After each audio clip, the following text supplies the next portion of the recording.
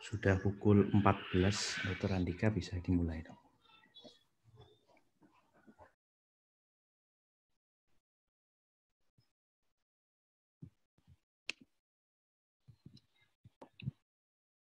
Ya, Assalamualaikum warahmatullahi wabarakatuh. Sejawat sekalian, guru besar, senior, dan sejawat-sejawat sekalian, pada siang ini saya, Andika Chandra Putra, akan mewakili Perhimpunan Dokter Paru Indonesia untuk memoderatori webinar PDPI yang saya rasa topiknya sangat sangat penting dan juga sangat menarik, karena sama-sama kita ketahui kita belum tuntas terkait primary infection pada COVID, tapi kita juga sekarang mulai dihantui lagi dengan reinfeksi. Ya, jadi tentu nanti kita akan sama-sama mendengarkan penjelasan dari pakar di bidangnya masing-masing. Kita mempunyai dua pembicara, pertama Dr. Vera Ibrahim, seorang pakar virologi di Indonesia. Kemudian juga kita akan sama-sama mendengarkan penjelasan dari Profesor Chandra Yoga Aditama yang kita semua sudah mengenal beliau, seorang guru besar bidang pulmonologi, akan menjelaskan secara klinisi terkait reinfeksi dan juga kaitannya dengan vaksin. Ya, sebelum kita mulai acara webinar kita siang ini, marilah sama-sama kita dengarkan pembukaan dari Dr. Agus Dwi Susanto, spesialis paru konsultan, sebagai Ketua Umum Perhimpunan Dokter Paru Indonesia.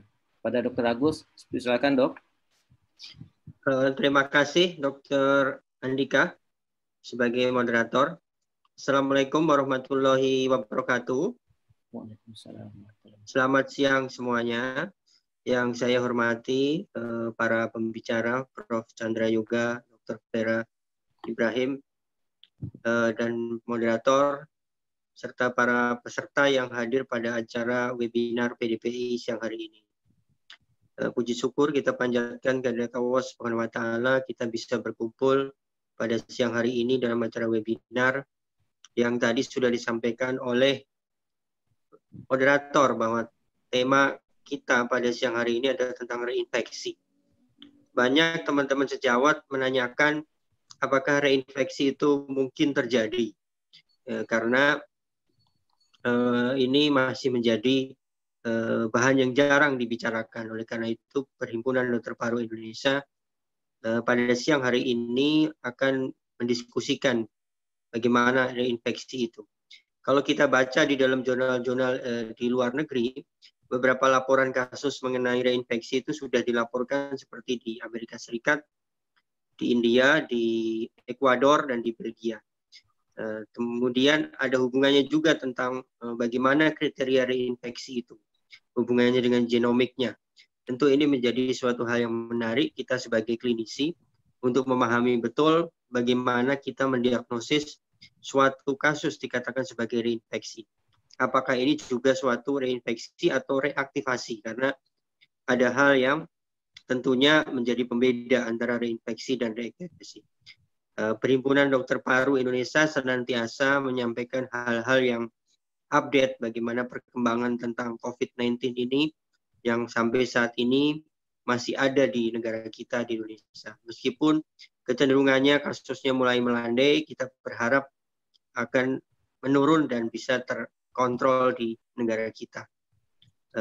Terima kasih kepada Humas Perhimpunan Dokter Paru Indonesia yang sudah menjadi host acara webinar pada siang hari ini. Semoga apa yang disampaikan oleh para narasumber dapat memberikan manfaat dan dapat diaplikasikan tentunya di dalam praktek sehari-hari teman-teman sejawat semua. Saya rasa cukup sambutan dari saya. Saya kembalikan kepada moderator. Wassalamualaikum warahmatullahi wabarakatuh. Waalaikumsalam warahmatullahi wabarakatuh. Terima kasih Dr. Agus atas sambutannya. Untuk mempersingkat waktu, karena saya pikir nanti tentunya sejawat sekalian akan banyak pertanyaan terkait reinfeksi ini. Marilah sama-sama kita dengarkan speaker pertama, Dr. Vera Ibrahim. Beliau merupakan spesialis mikrobiologi klinik dan saat ini bertugas di Rumah Sakit Cipto Mangunkusumo, Departemen Mikrobiologi Klinik, dan beliau merupakan seorang pakar virologi yang tidak asing lagi di Indonesia. Beliau akan menjelaskan terkait sejauh mana pengetahuan kita tentang reinfeksi ini, mungkin terutama dari sisi mikrobiologi dan juga shading dari virus ini sendiri. Mungkin kami persilakan Dr. Vera, waktu kurang lebih 20-25 menit. Silakan, Dok. Ya, terima kasih. Selamat siang semuanya. Assalamualaikum warahmatullahi wabarakatuh. Pertama-tama tentu saya mengucapkan terima kasih kepada panitia yang telah memberi kesempatan untuk bisa berbincang dan berdiskusi pada forum ini. Saya share screen dulu.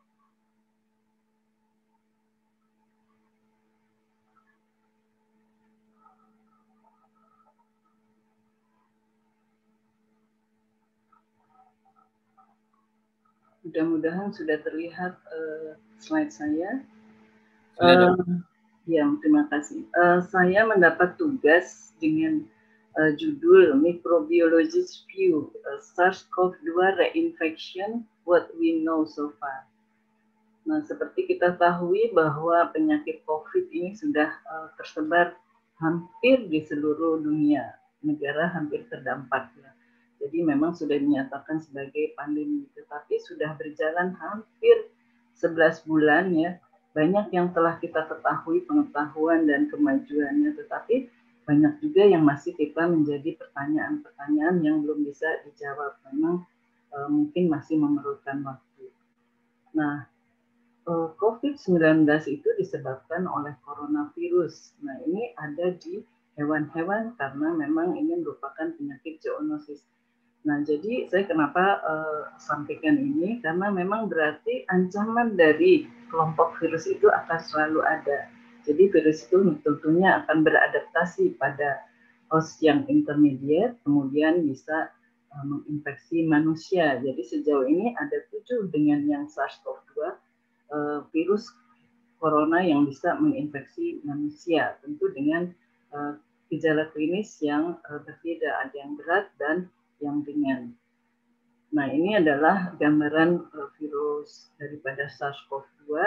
Saya mungkin sudah semuanya mengetahui, jadi saya akan cepat di sebelah sini bahwa SARS-CoV-2 mempunyai reseptor untuk menginfeksi sel itu AC2 yang kemudian dengan TMPRSS2 ini akan membantu masuk ke dalam sel. Nah, ini adalah gambaran yang titik-titik agak rumit ini mengenai bagaimana filogenetik dari SARS yang apalagi mungkin sekarang sudah semakin banyak.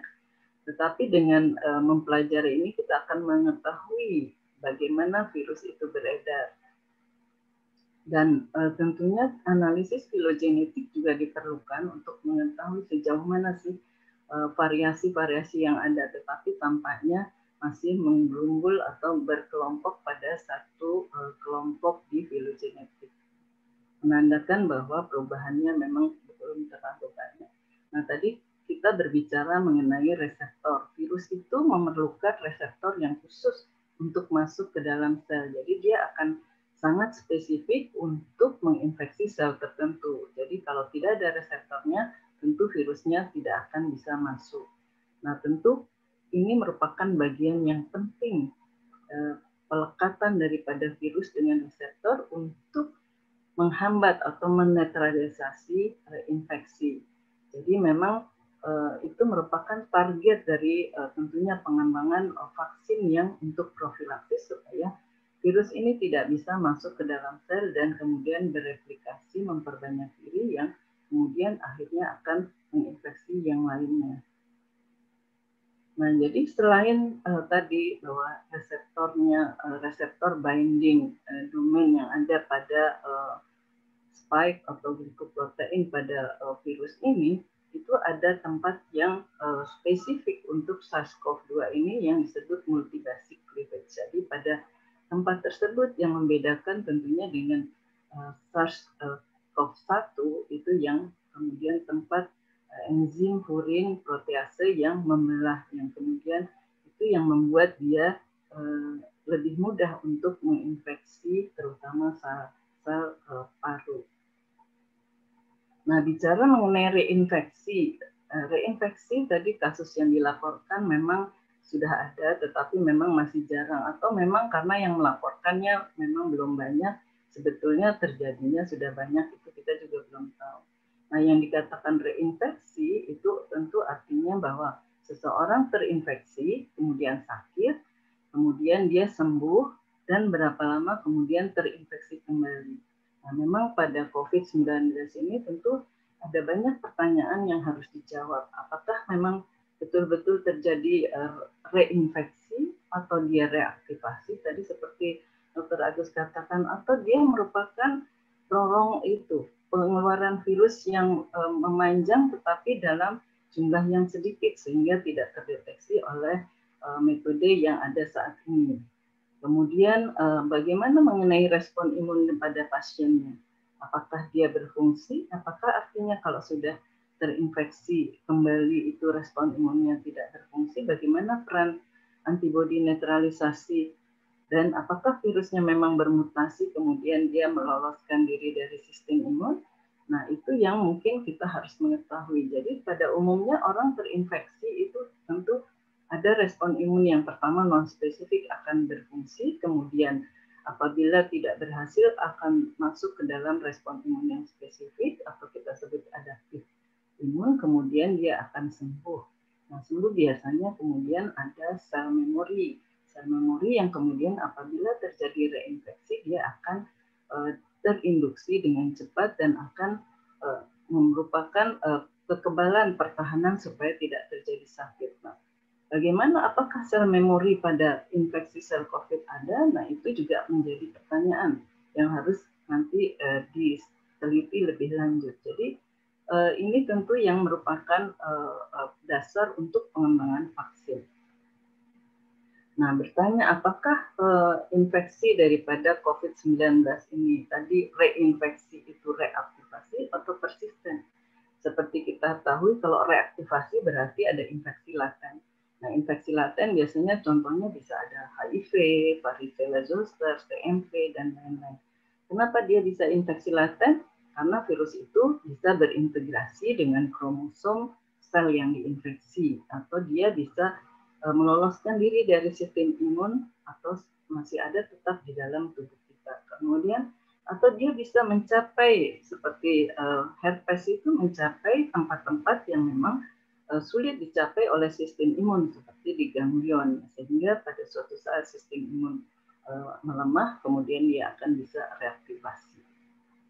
Nah, kita ketahui SARS-CoV-2 itu bisa menginfeksi berbagai macam sel, tentunya yang tadi ada reseptor yang spesifik. Salah satunya adalah sel di otak ya, tetapi tentu kita masih belum mengetahui apakah benar kemudian bagaimana efeknya dan sebagainya, karena penelitian mengenai ini masih juga belum terlalu banyak, jadi masih belum jelas. Nah, kemudian kita bisa ketahui kalau human coronavirus itu bagaimana? Apakah latent atau persistent infection?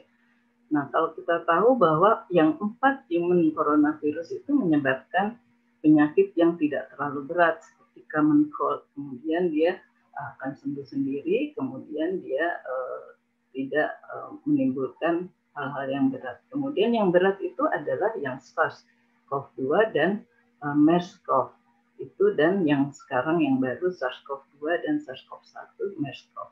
Nah, tetapi studi in vitro memperlihatkan bahwa virus human corona yang lain itu ternyata bisa menginfeksi sel-sel susunan saraf seperti neuroblastoma, astrocytoma dan sebagainya. Dan pada data postmortem daripada SARS-CoV-1 itu ditemukan ada di otak ataupun di baik di hewan maupun di manusia ya. Nah, masalahnya adalah pada SARS-CoV-2 kita akses untuk memeriksa jaringan otak atau CSF ini kita mungkin kesempatannya belum ada atau sangat sedikit, tapi jaringan lain bisa. Nah, selain tadi berarti kita masih tanda tanya apakah SARS-CoV ini karena bisa menginfeksi sel-sel neuron kemudian dia bisa menjadi laten, nah itu kita masih belum tahu. Tetapi sebagian besar pada secara in vitro berdasarkan yang lalu tidak ditemukan atau tidak dilaporkan adanya infeksi lain. Nah tadi kalau kita bicara apakah ini shedding virus yang memanjang dengan deteksi di bawah limit daripada deteksi, karena memang diagnosis untuk SARS-CoV-2 ini dengan menggunakan PCR. Nah, jadi PCR itu kelemahannya memang kita tidak bisa membedakan antara virus yang hidup, virus yang mati, atau fragmen materi genetik. Kemudian setiap teknik metode itu juga punya limit deteksi, ya. Limit deteksi, sensitivity, specificity yang berbeda-beda. Kemudian interpretasinya juga harus dipertimbangkan. Jadi tidak hanya dari laboratorium. Nah, ini kita tahu bahwa sekarang ini ada beratus tipe kit PCR yang beredar dengan tadi perbedaan antara limit deteksi, sensitivity, dan specificity. Karena selain kit PCR, kit RNA ekstraksi, dan juga mesinnya, itu menentukan hasil ya. Jadi kita bisa, kalau seandainya dia berada di bawah limit deteksi kit tersebut, maka hasilnya akan negatif, padahal itu tidak negatif. Jadi memang kita harus hati-hati. Kemudian tempat pengambilan spesimen itu juga positivity rate-nya berbeda-beda antara satu dan yang lain. Jadi kita harus mengambil spesimen pada tempat yang tepat. Jadi kemungkinan adanya positif palsu ataupun negatif palsu itu bisa terjadi dengan berbagai macam alasan sebagai berikut. Nah, seperti kita ketahui bahwa ada penelitian memperlihatkan bahwa apabila nilai CT-nya itu kurang daripada 33, kemungkinan untuk virusnya diperoleh kultur itu sangat kecil ya. Jadi kemudian ada juga yang sekarang menjadi pedoman bahwa untuk mengeluarkan orang dari isolasi itu di bawah 10, di atas 10 hari itu sudah bisa tanpa harus ada tes PCR. Nah, hal-hal tersebut yang kemudian menjadi pertimbangan tadi. Nah, kemudian pertanyaannya tadi mengenai respon imun. Bagaimana respon imun yang dibentuk? Apakah respon imun dibentuk itu berapa lama dia bisa meng-cover proteksi orang yang telah terinfeksi? Di sini hanya ada gambaran. Kalau untuk yang SARS-CoV-2 saya rasa belum ada. Hasilnya ini ada yang untuk SARS-CoV-1. Jadi ada memang pengamatan sampai 3 tahunan. Itu terlihat bahwa terjadi penurunan setelah 2 tahun setelah masa infeksi daripada respon imun atau antibodi tersebut. Nah, ini tentu kemungkinan untuk terjadi infeksi bisa terjadi. Untuk SARS-CoV-2 apakah sama? Nah, ini yang mungkin masih harus kita teliti. Nah, SARS-CoV-2 infeksi itu memang sudah dilaporkan berbagai penelitian bahwa ada respon imun yang terjadi. Jadi baik respon imun yang humoral maupun yang seluler ya. Jadi kita bisa melihat bahwa sudah dipetakan bahwa apakah pada protein-protein atau enzim apa yang ada di virus tersebut yang kemudian kita identifikasi ada epitop untuk CD4 maupun CD8 atau yang memang dikenali oleh antibodi dan antibodi netralisasi. Tentu antibodi netralisasi lebih fokus pada tadi spike glycoprotein yang memang berperan untuk bisa sel virus tersebut masuk ke dalam sel. Dan sudah dilaporkan bahwa memang terjadi peningkatan, tetapi yang kemudian penurunan kembali baik dari 3 minggu maupun 8 minggu atau paling lama yang RBC spesifik antibody itu sampai 4 bulan.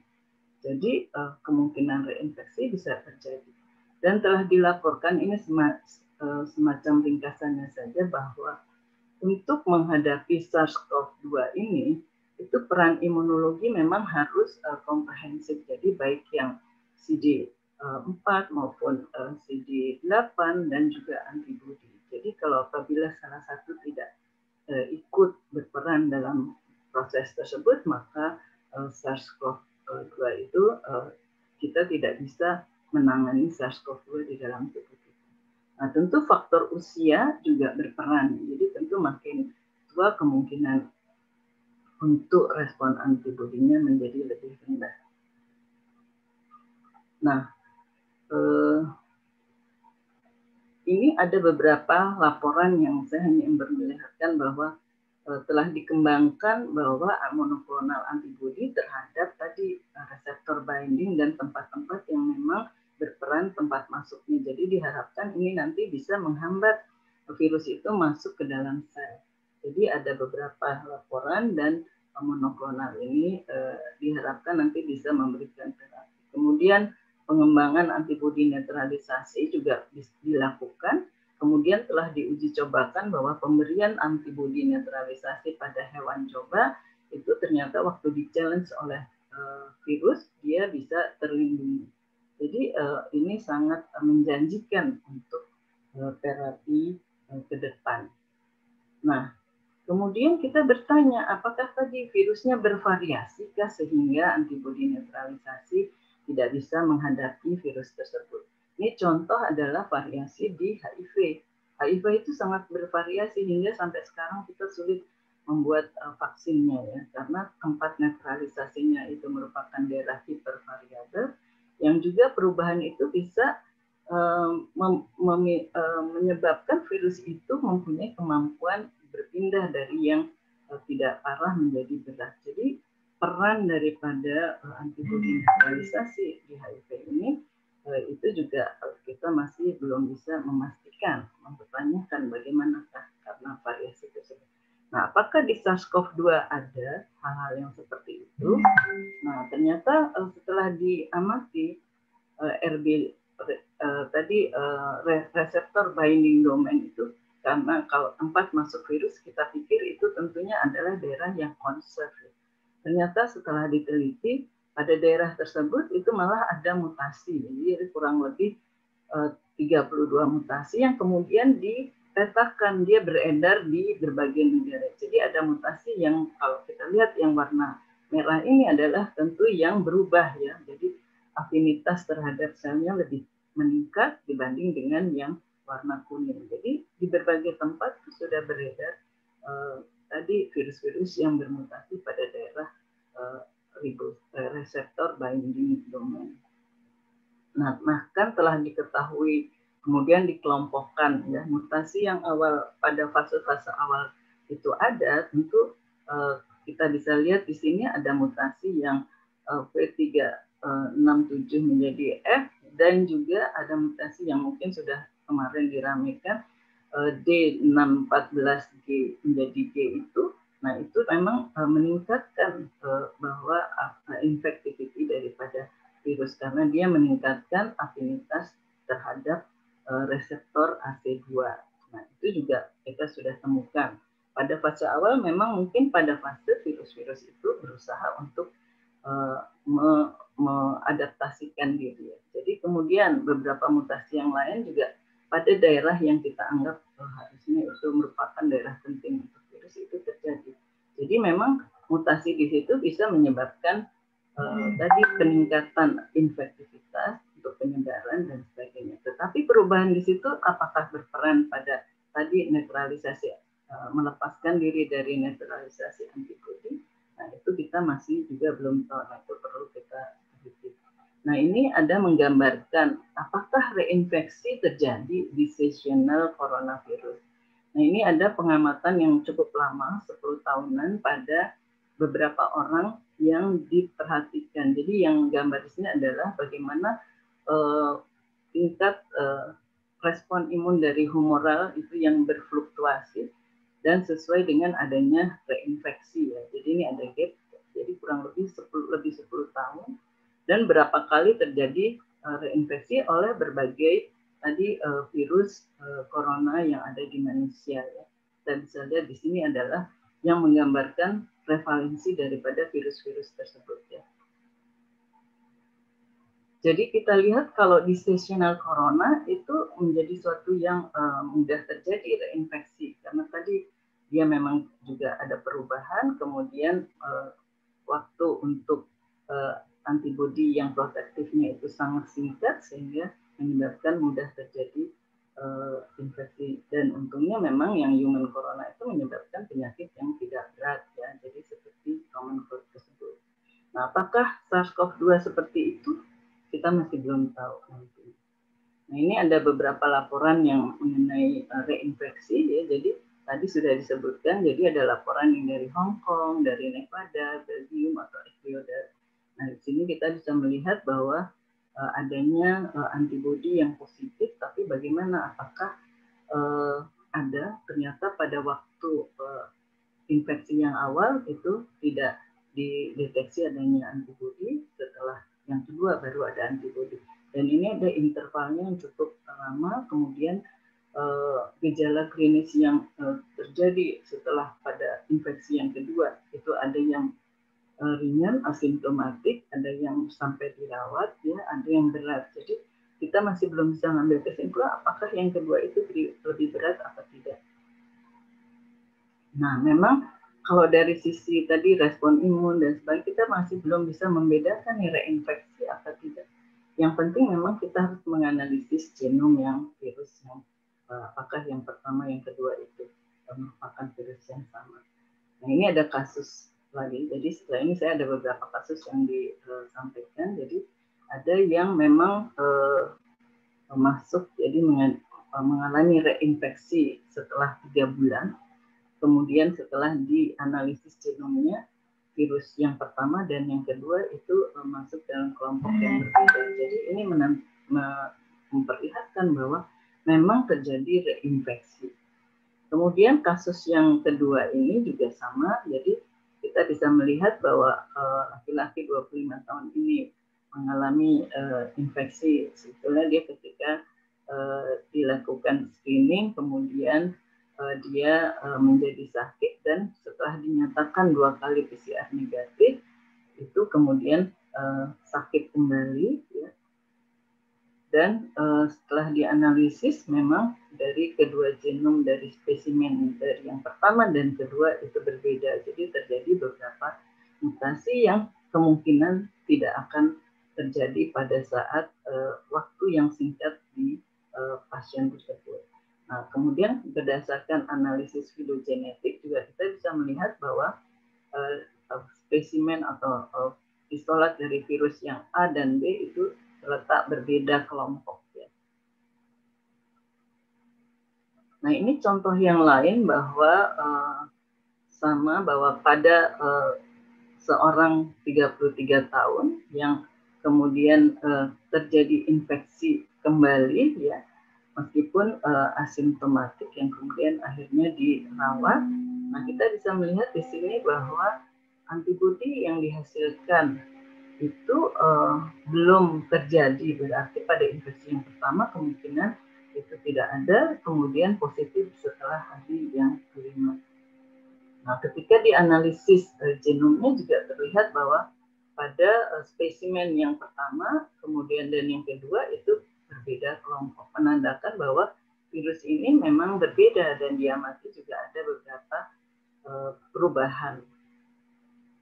Kemudian ada juga bahwa kasus lain yang memperlihatkan bahwa memang infeksi yang pertama dan kedua itu dipengaruhi oleh sistem imun. Tadi yang pertama tadi bahwa ternyata mungkin belum ada respon imun yang terdeteksi, sementara setelah kedua baru terdeteksi. Nah, ini juga dianalisis, kita bisa melihat dia merupakan kelompok yang berbeda. Jadi kebetulan penulisnya atau penelitinya ini memasukkan juga data yang dari Hong Kong dan dari Nevada. Jadi sama-sama memberi arti bahwa kelompok yang berbeda, menandakan bahwa virus itu berbeda. Nah, untuk respon antibodi, kita bisa lihat di sini antibodi terhadap spike. Jadi yang diharapkan tentu untuk menetralisasi itu setelah infeksi itu tidak meningkat jauh, tidak terbentuk meningkat, kemudian hanya IgA-nya yang akan meningkat. Kemudian pada netralisasi, jadi mereka melakukan uji netralisasi pada pseudovirus, yang satu membawa Wuhan dan yang satu membawa virus yang ada mutasi pada D16G ini. Jadi kita bisa melihat setelah pada hari ke-21 itu baru terjadi peningkatan, sementara awalnya tidak. Jadi memang virus yang terisolasi pada bulan Juli itu memang mengalami mutasi yang meliputi D614G ini ya. Jadi nah ini yang kemudian merubah dan menentukan tadi apakah dia mempunyai efek terhadap antibodi netralisasi. Nah, jadi mungkin kalau virusnya memang udah agak berbeda, antibodi netralisasinya tidak bisa menetralisasi. Jadi memang kalau kita melihat bahwa yang terjadi imunitas yang protektif dari infeksi daripada SARS-2 ini sebenarnya kita masih belum tahu secara persis ya seperti apa, karena memang juga pengamatannya hanya baru mungkin sampai 11 bulan dan kita belum tahu. Kemudian kalau kita melihat seperti itu berarti setelah sembuh dari SARS-CoV-2 ini tidak menggaransi kita untuk bisa terbebas ya, mempunyai kekebalan terhadap paparan yang berikutnya. Jadi memang baik yang orang yang sembuh dari sakit maupun yang belum tetap harus menerapkan protokol kesehatan yang untuk menghindari infeksi daripada SARS-CoV-2. Nah, kemudian untuk hasil pemeriksaan tadi yang PCR tadi itu tentu tidak bisa hanya dijadikan satu-satunya untuk menata laksana pasien, tapi harus dikombinasi dengan klinik, epidemiologi, informasi, dan lain-lain. Nah, bagaimana tadi reinfeksi? Kalau melihat dari data yang ada, reinfeksi itu sudah terjadi, memang ada tadi bukan reaktivasi atau persisten infeksi. Karena kita bisa melihat bahwa ada perbedaan antara virus yang menginfeksi pertama dan yang kedua. Tapi tentu kita masih belum tahu persis kenapa ini bisa terjadi dan siapa yang berisiko ya. Itu harus memerlukan studi lebih lanjut. Nah, perbedaan antara virus 1 dan 2 itu kan ada mutasi-mutasi tadi. Nah, ini mungkin itu mempengaruhi dari infektivitas daripada virus jadi menjadi lebih infektif dan juga mungkin mempengaruhi tadi netralisasi antibodi. Karena kalau di percobaan yang hewan yang diberi antibodi netralisasi kemudian di-challenge sama virus yang sama, dia terlindungi. Sementara kalau berbeda, nah itu yang mungkin tidak terlindungi. Nah, peran imunitas pada COVID-19, pasien COVID-19, apakah dia protektif, berapa lama, kemudian peran daripada antibodi netralisasi, nah itu masih harus kita tentu pelajari lebih lanjut. Terus kemudian ada pertanyaan, apakah perlu diperiksa serologi untuk mendeteksi antibodi pada pasien yang sudah sembuh dan keluar dari dari rumah sakit? Nah, itu mungkin harus dipertimbangkan. Jadi memang studi mengenai penyakit COVID-19 ini dari sisi imunitas maupun reinfeksi itu penting sekali ya, terutama untuk pengembangan vaksin. Saya rasa ini yang terakhir. Terima kasih atas perhatiannya. Saya kembalikan ke moderator, Dr. Andika, silakan.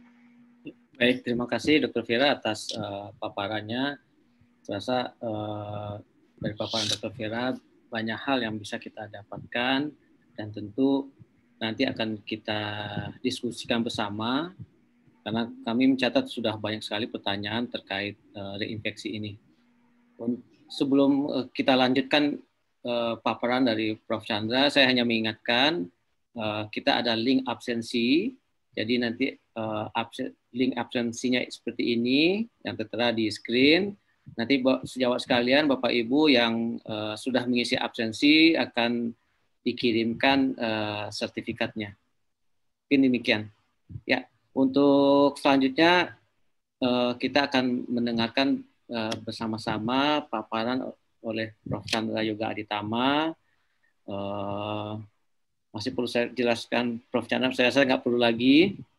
Prof. Chandra seorang guru besar pulmonologi FKUI, beliau sangat aktif menulis dan tentu beliau sudah banyak pengalaman baik di bidang di Kementerian Kesehatan dan juga di WHO. Mungkin selanjutnya kita dengarkan Prof. Chandra yang akan memaparkan tentang SARS-CoV reinfection, mungkin dari sisi klinisi, dan saya lihat tadi banyak sekali pertanyaan kaitannya dengan vaksin. Mungkin nanti Prof. Chandra juga akan memaparkan. Silakan, Prof. Ya, terima kasih Dr. Andika. Saya share screen dulu ya.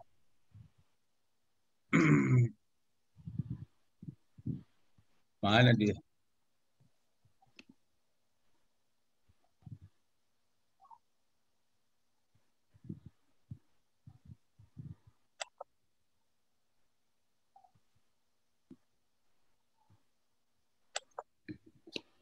Gimana mencarinya nih? Kok nggak ada?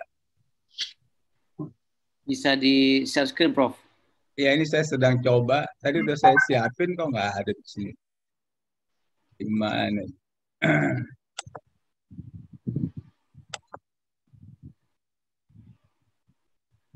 Gimana mencari filenya? Tadi udah saya siapin filenya, begitu share screen nggak keluar. Sudah ditampilin belum, Prof? Di open? Belum. Maksud saya udah klik share screen-nya, tapi filenya kok belum ketemu ya. Nyarinya gimana? Dibuka dulu, Prof. Ya, bukanya dari mana? Dari file, dari PowerPoint-nya, Prof. Iya, buka. Oh, kita buka PowerPoint lagi gitu? Ya, PowerPoint dulu, kemudian buka filenya, dan selanjutnya share screen, Prof. Oke.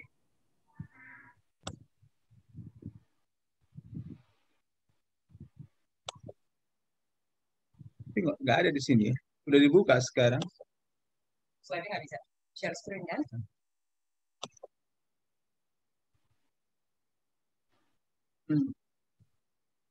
Bentar ya.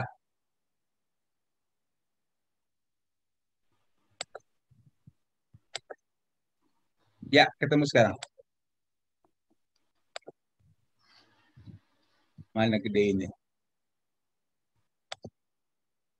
Oke, jadi Mas-Mas sekalian, terima kasih saya diberi kesempatan juga untuk ikut bicara, dan kita sudah dengar uraian dari Dr. Vera yang sangat komprehensif tentang virologi dan juga imunologi. Jadi itulah dasar dari segala macam cerita yang ada tentang COVID-19 ini. Dan tadi Dr. Andika berulang kali bilang soal klinik. Kalau soal klinik, tentu saja nanti kalau ada pertanyaan klinik, tanyanya ke Dr. Andika aja ya. Saya nggak tahu malah ya. Oke. Dan sebagian slide saya tentu sama dengan slide-nya dokter. Maksudnya dari pasien yang sama dengan Dr. Vera karena laporannya kan masih terbatas. Ya.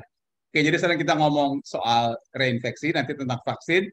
Tapi ini dulu yang pertama.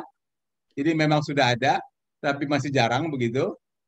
Dan isunya bukan hanya isu ke pasien, karena juga sudah kena juga teman sejawat di Spanyol sih, bukan di Indonesia begitu ya. Jadi ini masalahnya memang masih jarang. Nanti ada yang bilang masih sangat-sangat jarang, tapi juga sudah ada dokter yang diduga kena. Nah ini semua sudah tahu. Tadi Dr. Vera sudah bilang ini sudah 11 bulan. Kalau saya sih selalu sampaikan ini baru 10 bulan atau baru 11 bulan gitu ya.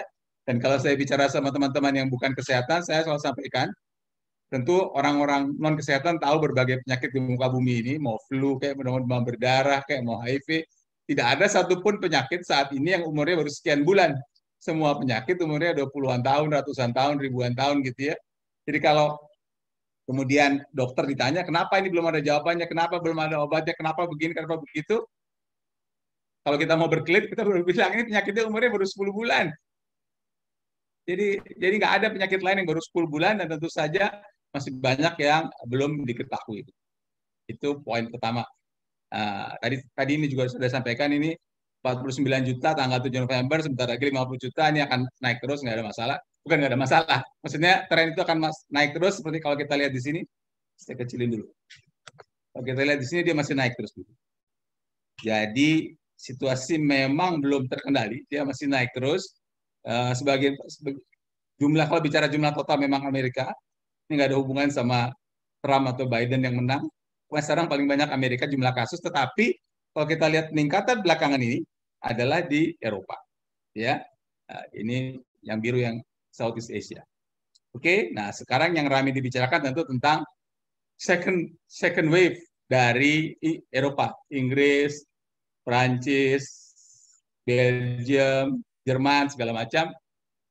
Jadi beberapa hari yang lalu saya coba-coba cek ini, bacalah berbagai tulisan, apa sih sebabnya, kenapa mereka second wave, karena ini kan negara maju, apa kurang majunya, Inggris, Jerman, Prancis, Belgium, gitu ya.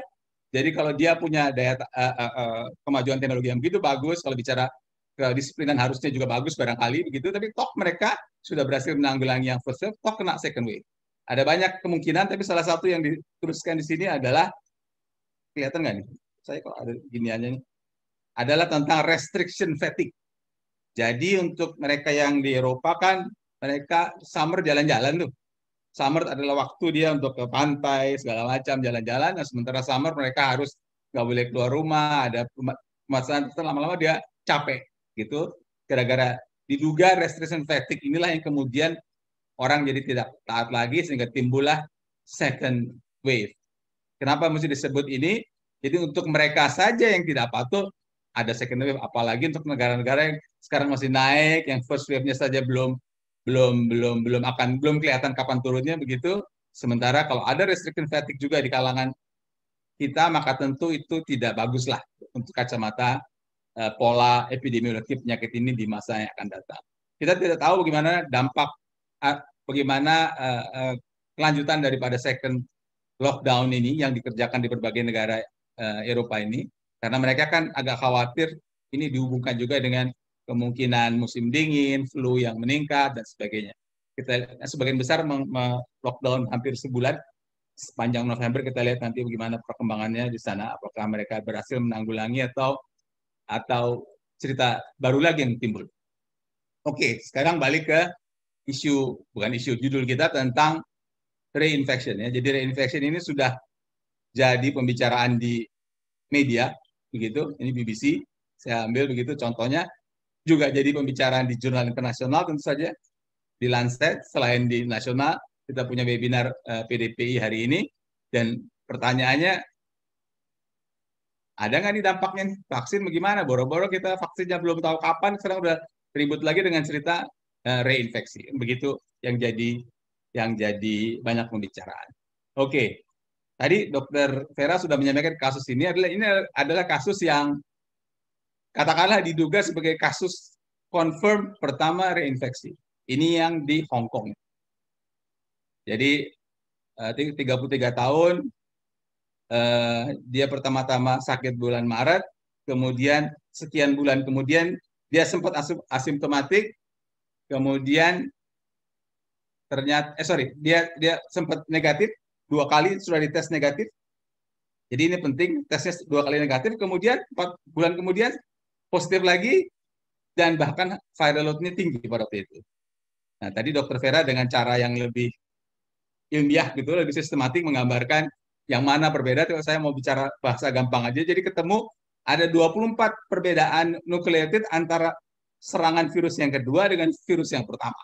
Gitu. Amino asidnya berbeda pada 9 protein. Ini perbedaan ini hanya ingin menjelaskan, memastikan lagi apa yang tadi disampaikan Dr. Vera, bahwa yang pertama dan yang kedua memang berbeda. Jadi ini memang confirm reinfection, infeksi yang kedua, yang lain, gitu ya. Nah, bentar. Oke. Ini ada satu yang hilang ini. Ini adalah kasus di Nevada, tadi juga sudah disampaikan oleh Dr. Vera. Ini ternyata, ini juga saya kira terbukti bahwa ini berbeda antara yang pertama yang kedua. Ya, two separate occasion by genetically distinct virus. Jadi memang virusnya dua-duanya memang berbeda. Ini paper ini sudah disampaikan Dr. Vera. Jadi ini yang pertama dan kedua berbeda. Yang kedua ini masalahnya adalah symptomatically lebih berat daripada yang pertama. Maksudnya serangan dia yang kedua lebih berat daripada infeksi dia yang pertama. Nah, ini musuhnya tadi di depan ini. Jadi ada ahli imunologi namanya Akiro Iwasaki. Dia nulis di Lancet beberapa minggu yang lalu. Waktu sesudah kasus yang Hong Kong, yang ini, komentar dia, oh, I was really happy. Saya senang karena ternyata sistem imun bekerja sehingga walaupun orang itu terserang yang kedua, serangannya nggak berat tuh, enteng-enteng aja gitu. Jadi I was really happy. Tapi kemudian yang kasus Nevada yang sesudahnya itu kan pastinya lebih berat dari yang serangan yang kedua, lebih berat dari yang pertama. Terus dia bilang, wah, kasus Nevada membuat saya nggak happy lagi nih, gitu. Jadi mula-mula dia senang karena sistem imun bekerja baik. Yang kedua dia tidak senang karena sistem imun tidak bekerja baik. Kenapa? Karena gejalanya lebih berat dari orang yang pada infeksi yang kedua ketimbang infeksi yang pertama. Apalagi kemudian keluar lagi laporan yang meninggal. Walaupun usianya memang hampir 90 tahun dan ada penyakit, apa sih ada penyakitnya? Ya, Waldenstrom macroglobulinemia. Jadi ini meninggal dengan infeksi yang kedua juga. Dan ini bukan yang satu-satunya di Belanda, karena kemudian ada lagi 4 orang di Belanda yang juga dilaporkan ada reinfeksi. Dan kemudian keluarlah macam-macam tadi, Ekuador, ini ada petanya berbagai negara itu. Cuma yang ingin saya sampaikan adalah India juga, ya, karena saya baru pulang dari India begitu ya. Saya nggak ketemu dokumen aslinya, tapi ini bulan apa sih ini? Bulan Oktober 14, WHO baru bilang ada 24, ada yang bilang sekarang 30, tapi katakanlah 20-30 dibandingkan dengan tadi kan hampir 50 juta penduduk, 50 juta pasien. Kalau dari 50 juta pasien ada 30 orang, memang sebenarnya jumlahnya kecil, walaupun memang barangkali orang tidak terdeteksi, karena orang tidak berpikir ke arah reinfeksi.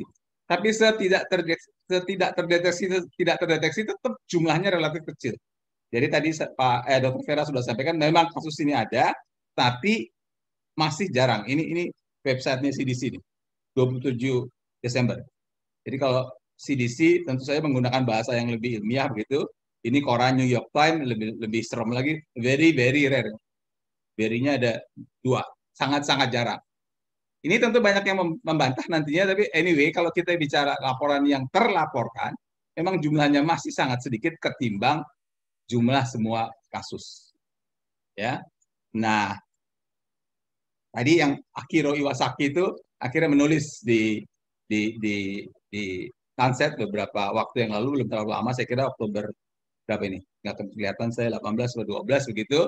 Dan ini ingin menjawab beberapa pertanyaan. Oh, tadi ada pertanyaan nih. Sorry. Nah, ini ada 3 pertanyaan nih sebenarnya. Seberapa penting sih reinfeksi? Berapa sering reinfeksi ini? Apakah infeksi yang kedua lebih berat atau lebih ringan dari yang pertama, dan apa implikasinya terhadap vaksin? Kita tadi sudah lihat bahwa infeksi kedua ada yang lebih berat, ada yang lebih ringan. Jadi ini bisa bervariasi. Berapa sering? Itu relatif jarang kalau kita lihat jumlahnya dibandingkan dengan jumlah kasus. Nah, bagaimana dampaknya terhadap vaksin? Antara lain disebutkan oleh si Iwasaki ini. Jadi pertanyaannya pertama adalah berapa lama, apakah imunitas benar-benar bisa mencegah orang untuk tidak terinfeksi ulangan? Ternyata the answer is not. Karena contoh dari 2 tempat, palingan Nevada dan Ekuador, ternyata infeksi keduanya lebih berat daripada infeksi yang pertama. Walaupun orangnya sudah terinfeksi yang pertama, diharapkan ada imunitas, tapi infeksi kedua bisa lebih berat. Bukan bisa, ternyata lebih berat. Tanya lagi, jadi kalau kenapa sih sebagian ringan, sebagian berat begitu? Tentu jawaban yang klasik adalah kita membutuhkan penelitian lebih lanjut. Nah, yang penting kan yang ini, apakah infeksi dengan kemungkinan berbagai ini bisa membuat vaksin yang beda-beda gitu? Ini keterangannya panjang, kalau mau cepat baca aja. Simpulannya, for now, one vaccine will be sufficient. Gitu ya, sejauh ini sih kita pakai 1 vaksin sajalah. Nanti analisa imunologinya tentu Dr. Vera saja yang jawab kalau ditanya. Tapi saya sih berpendapat karena memang jumlahnya 50 ya. Agak sulit, bukan 50, bahkan 20 sekian, agak sulit untuk mengambil kesimpulan dari kasus yang terbatas itu. Jadi nampaknya kita pakai ini sebagai patokan umum, vaksinnya masih akan tetap yang sama, kecuali kalau nanti ada perkembangan dalam beberapa bulan ini. Ini karena lagi rame-rame di umroh, jamaah umroh ke jamaah umroh kita ke Saudi, saya kebetulan baca ini peneliti dari Saudi yang mengatakan bahwa kalau pasien yang dapat infeksi yang berat yang pertama kali, biasanya jarang dapat yang kedua, gitu. Ya, ini ada penjelasannya dari dia presentasi di salah satu kongres begitu. Nah, kemudian saya iseng-iseng cek, ternyata tadi Dokter Vera juga sudah sampaikan di sini, ternyata memang yang infeksi pertamanya, mana dia? Ini ya, 4 orang ini memang relatif ringan semua, mild. Jadi memang infeksi pertamanya relatif ringan, baru kemudian infeksi keduanya ada yang lebih ringan, ada yang lebih berat gitu ya. Nah, sementara si pakar Saudi mengatakan kalau infeksinya berat, kayaknya nggak dapat lagi deh infeksi yang kedua. Mungkin dia mau mengatakan bahwa dengan infeksi yang lebih berat maka imunitas lebih kuat. Tapi ya ini belum ada datanya kembali. Tapi anyway, memang kebetulan kasus-kasus yang dilaporkan itu pertama infeksi yang pertama relatif ringan, dan baru infeksi kedua datang, ada yang lebih ringan, ada yang lebih berat. Nah, untuk mengetahui benar-benaran reinfeksi apa enggak, atau reaktivasi atau laten, tadi kan ada penjelasan panjang lebar dari Dr. Vera tentang aspek imunologi. Nah, sekarang dari aspek sehari-hari begitu. Jadi kalau CDC itu kan punyanya Amerika ya, CDC Atlanta kantornya. Nah, Eropa, European Union punya ECDC. Jadi inilah CDC-nya Eropa. Saya hanya share saja ke teman-teman bahwa sekarang sedang berproses untuk membuat ASEAN CDC. Mudah-mudahan nanti bisa terwujud juga ASEAN CDC. Sementara yang juga cukup terkenal adalah China CDC. Mereka yang menangani kasus-kasus COVID ini. Jadi balik lagi, si ECDC ini pada 21 Desember akhirnya membuat semacam flowchart untuk memastikan ini reinfeksi apa enggak sih, begitu ya. Jadi yang pertama harus dipastikan dulu bahwa memang orang itu COVID, gitu. Ya, yes dulu. Kemudian kalau ada serangan kedua, kita pastikan dulu benar nggak di COVID, begitu. Kalau memang negatif ya udahlah, bukan reinfeksi. Nah, kalau memang positif, maka ini dilihat epidemiologi data dan sequence data. Maksudnya epidemiologi data, berapa jarak waktunya antara yang infeksi pertama dan yang kedua, apakah ada, mana nih cursor saya? Apakah ada negatif test between the two episode. Jadi yang pertama positif, negatif dulu, baru positif lagi. Ya, kalau mau didebat, apakah negatif ini negatif palsu? Tadi yang Dokter Vera sudah sampaikan. Tapi anyway, kalau nggak ada sequence negatifnya lebih gawat lagi, gitu. Jadi harus ada negatif di antara keduanya. Dan kalau bisa sih, seperti yang tadi kasus di Hong Kong, kasus di Nevada, ketemu perbedaan genomik antara virus yang pertama dengan virus yang kedua. Jadi kita, kalau dari kacamata klinisi, kita cuma lihat pasiennya sakit lagi, katakanlah begitu, PCR-nya positif lagi, bawah 30 kayak atau berapa begitu. Tetapi kalau mau yang tepat harusnya ada sequence data. Jadi kalau saya boleh balik sedikit, kalau ada seperti ini, keren banget nih. Ada, oh ternyata virus pertama dan kedua beda tuh. Perbedaannya jelas, begitu. Jadi memang ini reinfeksi. Saya kira yang lain juga ada satu lagi yang menceritakan perbedaan secara jelas. Jadi inilah yang ditawarkan oleh ECDC untuk mengatakan ada atau tidaknya reinfeksi. Ya, saya lihat di chat Dr. Agus juga sudah menyampaikan bahwa selain ECDC, CDC juga sekarang mencoba mencari data lebih lanjut tentang hal ini. Sorry kalau saya balik lagi ya, maaf Dr. Andika. Dia tulis, ini CDC ya, pada tanggal 27 Oktober, CDC Amerika. Oh sorry. We are still learning more about COVID. Ongoing studies will help us understand. Oke, nah sekarang ini masih dari yang ECDC. Tadi saya lihat beberapa pertanyaan, berapa lama sih imunitas? Ini sebenarnya sudah terjawab, Dr. Vera juga sudah bilang, we do not know the duration of immunity following infeksi COVID. Kita belum tahu pasti sebenarnya. Kemudian kita tahu pasti bahwa infeksi memang terjadi karena bukti sudah ada, pasien sudah ada, dan bukan 1-2, paling enggak 20-30 begitu. Ini kita juga belum tahu berapa lama penurunan antibodi. Nah, yang ini tadi saya bilang bahwa itu memang berbeda, virus yang pertama dan virus kedua. Dan pada waktu paper ini ditulis 15 Oktober, bukan paper ini ECDC ya, ini dipertanyakan bagaimana, ini kan selalu kita ngomong imunoglobulin AS, ya imunoglobulin begitu, bagaimana sih kalau imunitas seluler? Ada nggak imunitas seluler yang terjadi dan apakah itu bertahan cukup lama? Dan bukan kebetulan, dan lalu DMG beberapa hari yang lalu mempublish ini ya, T-cell respon, dia berani ngomong nih, 6 bulan. T-cellsnya masih ada walaupun kasusnya masih 100 orang ya, masih terbatas. Cuman paling tidak adalah berita agak baik, ada imunitas seluler yang timbul. Nah, gimana WHO? Ini WHO kan seringkali salah-salahin mulu, kok lambat begitu ya, pendapatnya tidak konklusif. Nah, WHO juga memang sangat hati-hati. Sesudah kasus yang di Hong Kong, yang tadi pertama di dunia, komentarnya, the number are very, very small. This is one documented. Jadi, satu kasus dari 23 juta, waktu itu baru 23 juta bulan apa itu di Hong Kong tadi itu ya. Sekarang udah 50 juta, ini 20, oke gitu ya.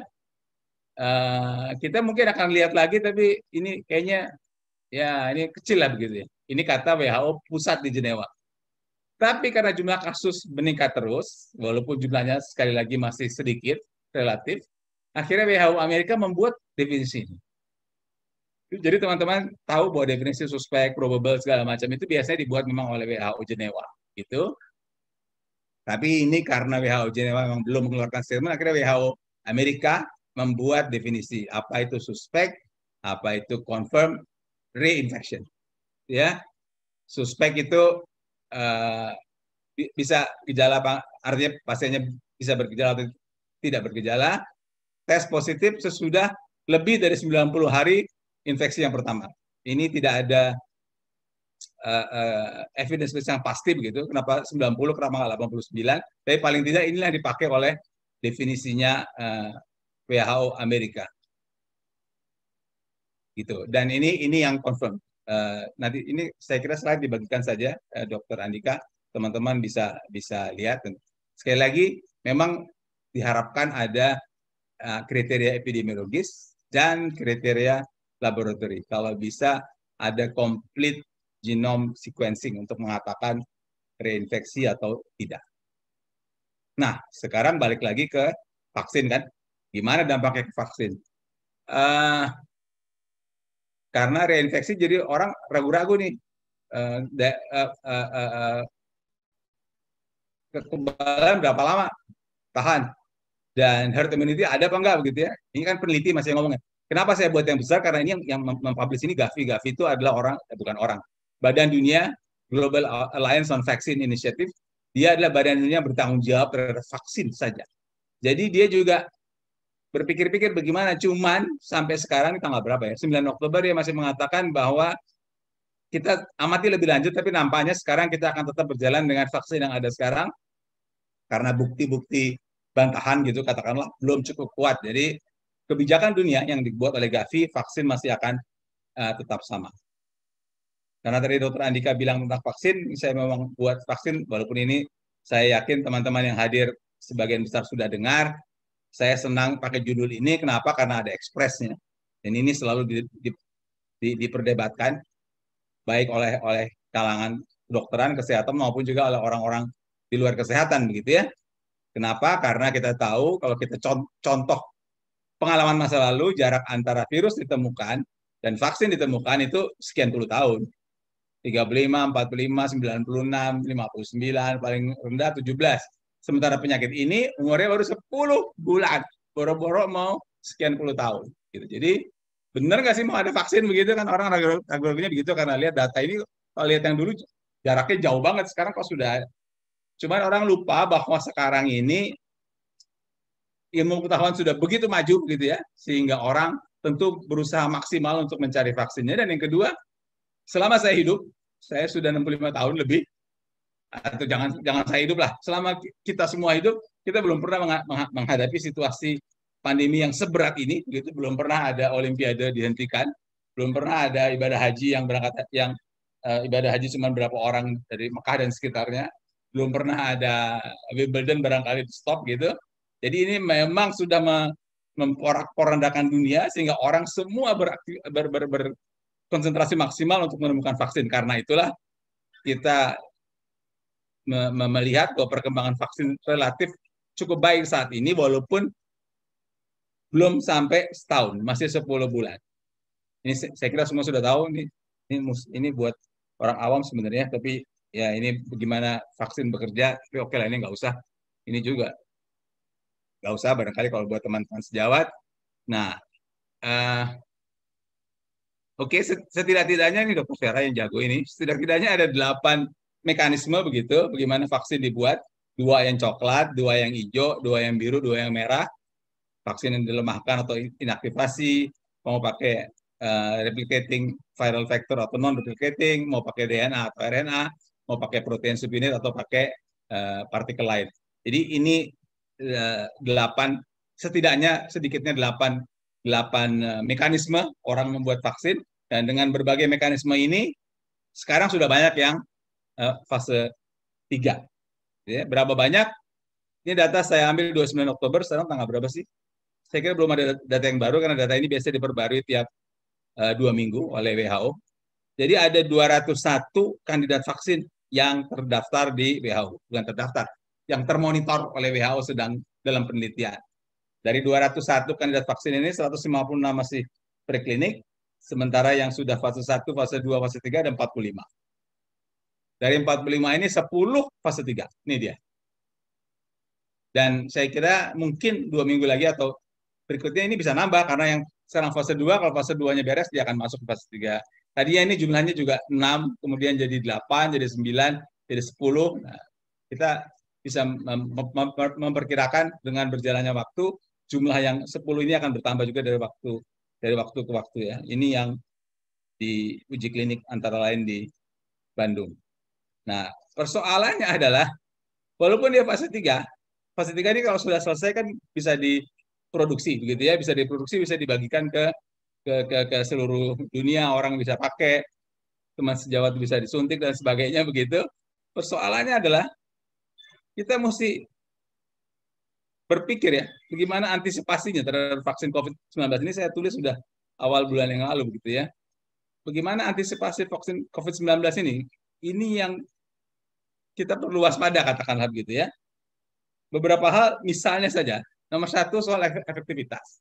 Apakah vaksin ini akan 100% melindungi orang sehingga kalau disuntik vaksin pasti tidak sakit? Atau masih mungkin sakit? Kalau masih mungkin sakit, berapa persen kemungkinannya? Nanti slide berikutnya akan menceritakan soal hal itu. Tapi berapa persen kemungkinannya? Efektivitas ini jadi penting ya, karena kalau vaksinnya ada, lulus uji klinik, tapi tidak terlalu efektif, apa yang perlu dilakukan? Gitu ya, selain tetap protokol kesehatan. Soal cara pemberian mungkin nggak terlalu banyak lagi dibicarakan. Sebagian dari yang 10 itu 10-10-nya IM. Kalau yang fase 2 ada yang intradermal, 1 atau 2 begitu. Tapi saya kira akan IM sebagian besar begitu. Nah, ini yang tadi diributkan kan? Berapa lama proteksi bertahan? Kita tidak tahu sekarang, tapi yang jelas orang yang sembuh, sudah ada beberapa penelitian, memang dia turun antibodinya. Salah satu quote-unquote buktinya ada infeksi ulang, gitu ya, reinfection. Nanti ada beberapa kepustakaan yang memperlihatkan dia turun memang. Cuma berapa lamanya kita belum tahu. Mesti tunggu hasil efektivitas ini, dan juga berapa lama proteksi kita mesti tunggu hasil uji klinik fase 3-nya. Nanti akan keluar berapa besar efektivitasnya, berapa lama proteksinya bertahan, akan keluar dari hasil uji klinik itu. Dan juga ini apa semua umur boleh apa enggak? Kan sekarang penelitian di Bandung misalnya umurnya 18 sampai 59. Dokter Andika beruntung lah masih masuk begitu ya. Saya udah 65 nggak masuk lah gitu. Kelompok umur yang diteliti di Bandung. Tetapi kan penelitiannya bukan di satu tempat. Biasanya kan di banyak negara. Jadi penelitian di berbagai negara lain, ada yang kasihan sama Chandra ini dan teman-teman yang seumur-umur itu, ada yang mengambil usia lebih dari 60 tahun. Jadi kita lihat, kita tunggu hasilnya secara komprehensif nanti. Kemudian wanita hamil. Nah, ini waktu isu ini keluar, orang bilang, ini mencari-cari aja lah, udahlah kan wanita hamil itu tidak terlalu banyak begitu ya, kenapa mesti kita persoalkan? Ingat bahwa kalau vaksin ini ada, kan ada pentahapan. Tidak mungkin kalau vaksin ini ada, semua orang dapat. Sebagian orang yang diberikan, ada pentahapan, dan tahap pertama itu petugas kesehatan. Petugas kesehatan itu tentu saja, mungkin saja petugas kesehatan itu wanita, dan mungkin saja petugas kesehatan itu hamil. Jadi wanita hamil bukan wanita hamil yang secara umum di luar, tapi bukan tidak mungkin petugas kesehatan juga wanita hamil. Artinya kalau dia akan diberikan, apakah oke, apa nggak oke vaksin ini. Nah, ya, kemudian yang biru ini lebih ke manajemen, gitu. Kalau pakai cold chain, bagaimana kalau di tengah hutan Kalimantan, begitu ya. Ini sudah ada paper dari salah satu negara Nigeria, salah satu negara Afrika.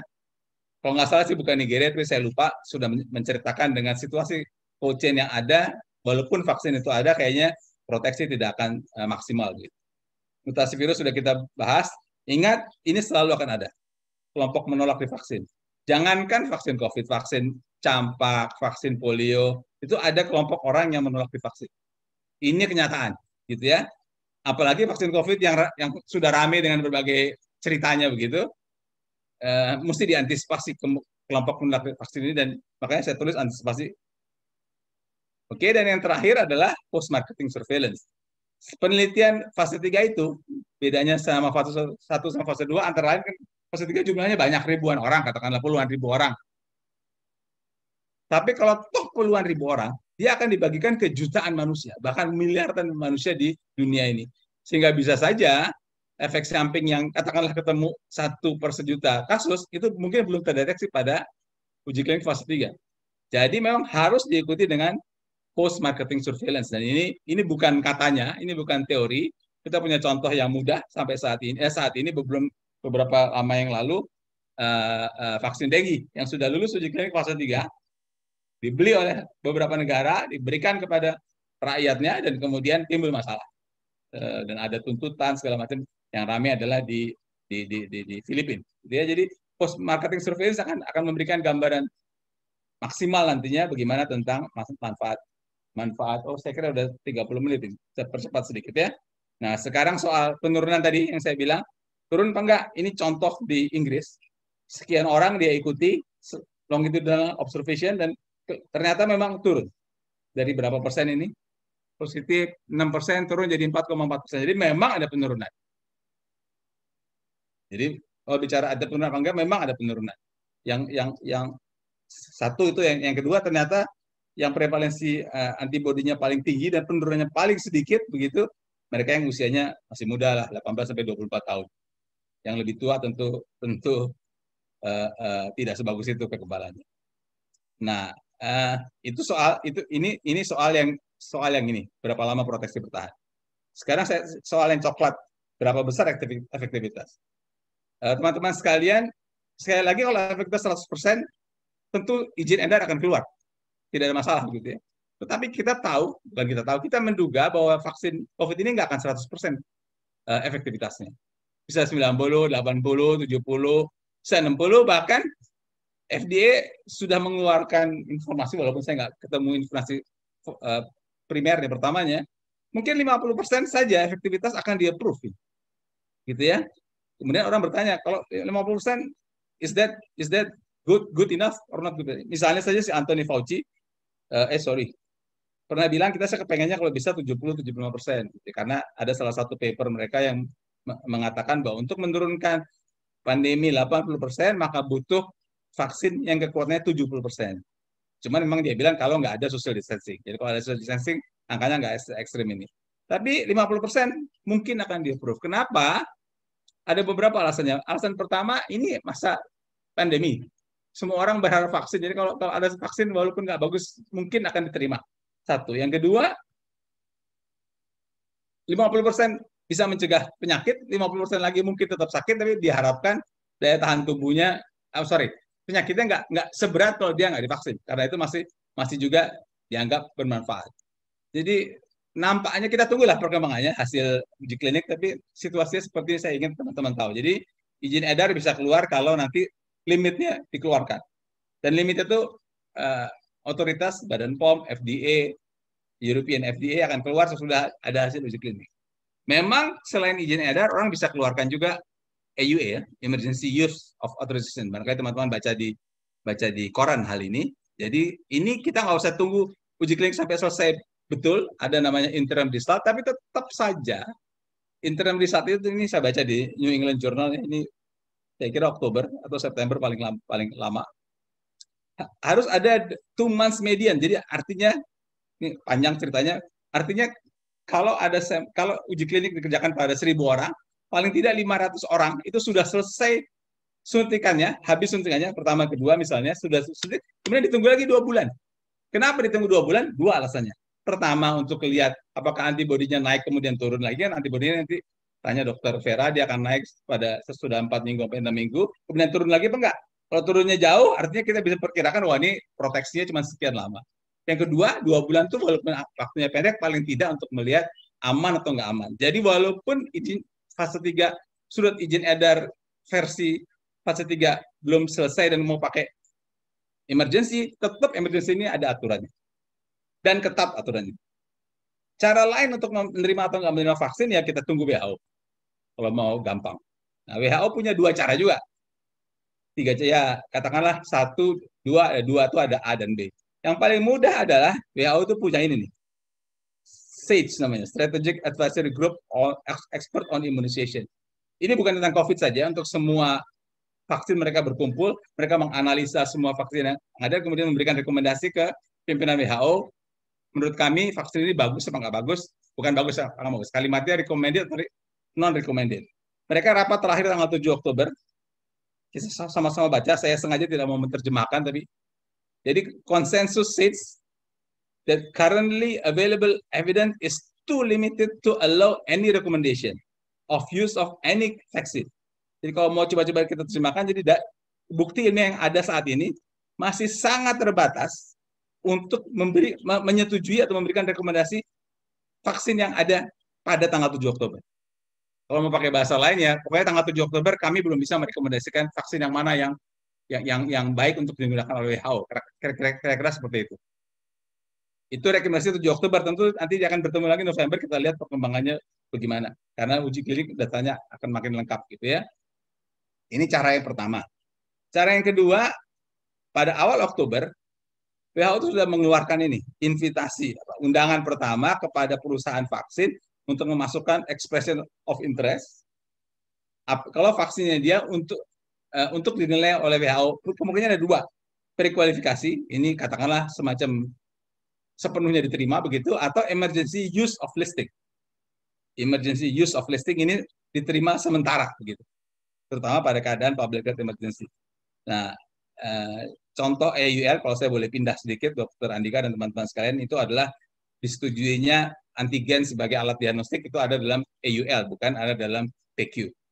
Nah, jadi ada proses, perusahaan silakan memajukan, nanti ada tim yang akan menilai apakah vaksin itu PQ-nya oke, atau paling nggak masuk dari EUL. Semua tentu saja harus effectivity, safety, immunogenicity, dan sebagainya. Jadi itulah proses-proses pertimbangan untuk memilih vaksin COVID mana yang akan dipakai oleh kita atau oleh suatu negara nantinya, gitu ya. Nah, kemarin pas 2 hari lalu saya pas bikin slide ini kebetulan ketemu komentar ini di Lancet. Semua saya tahu, saya kira kenal Richard Horton adalah quote and quote bosnya Lancet gitu. Dia udah pernah ke Indonesia juga. Waktu itu ke FKW saya tahu, dan dia kembali mengingatkan kita tentang infodemic. Ini cerita tentang orang yang menolak vaksin. Ini keluarnya datanya. Ini sebenarnya bukan datanya Nature sebenarnya, yang mengatakan hampir 20% orang akan menolak vaksin. Ini uji di 19 negara. Sayangnya Indonesia nggak masuk dalam uji ini. Oke, nah kalau misalnya ini tinggal 2-3 slide lagi, Dr. Andika, mohon maaf. Kalau misalnya vaksinnya ada, efektifnya sekian persen, berapa lama sudah kita ketahui, datanya semua sudah lengkap, masih ada isu lagi, satu lagi. Yaitu harusnya COVID vaccine is for all. All means semua negara, semua orang di dunia ini. Katakanlah nggak semua untuk dapat herd immunity 60-70%. Tapi nggak bisa satu negara terlindungi semua, negara tetangganya enggak, kan orang bisa terbang atau bisa jalan dari satu negara ke negara lain. Jadi kalau mau terlindungi, mesti terlindungi sedunia ini. Kalimatnya kan, no one is safe until everyone is safe. Karena itulah WHO membuat namanya COVAX ini, dan Indonesia ikut dalam COVAX ini, dalam berita ini, yang saya tulis di detik ini, Bu Menlu dan Pak Menteri BUMN sudah ketemu Dirjen WHO, dan ya Indonesia ikut. Artinya ini untuk menjamin bahwa semua negara dapat vaksin ini, kalau nanti vaksin ini sudah ditemukan. Oke, jadi kesimpulannya, reinfeksi ini memang ada, walaupun jumlahnya jarang, mulai dari Hongkong atau tempat lain begitu, dan sejauh ini vaksin kita masih akan gunakan vaksin yang akan selesai dari uji klinik fase 3 yang akan datang itu. Oh, ini rupanya masih ada satu slide lagi. Pertanyaannya, apakah kita dalam terowongan yang gelap hubungan dengan COVID ini, apakah sudah akan berhenti COVID ini atau belum? Di Indonesia kayak di dunia kayak begitu ya? Apakah sudah akan ini bahasa Inggrisnya, apakah sudah ada cahaya di ujung terowongan, kita akan keluar dari terowongan ini dan bisa jalan-jalan lagi begitu? Masih sulit kita katakan sekarang karena tren epidemiologi masih, waktu slide ini saya buat belum ada second wave di Eropa. Tapi sudah ada memang tren epidemiologi yang kita khawatirkan, tapi ternyata sekarang sudah ada second wave di Eropa. Jadi kita masih belum bisa memutuskan kapan COVID ini berakhir. Vaksin sudah kita bahas. Nanti kalau toh ada berapa efektif, berapa lama dan sebagainya. Obat sampai sekarang belum ada, gitu. Jadi memang seperti tadi Dokter Vera sampaikan, new normal tetap harus jalan, protokol kesehatan harus jalan, tapi sampai berapa lama kita tahan new normal terus begitu?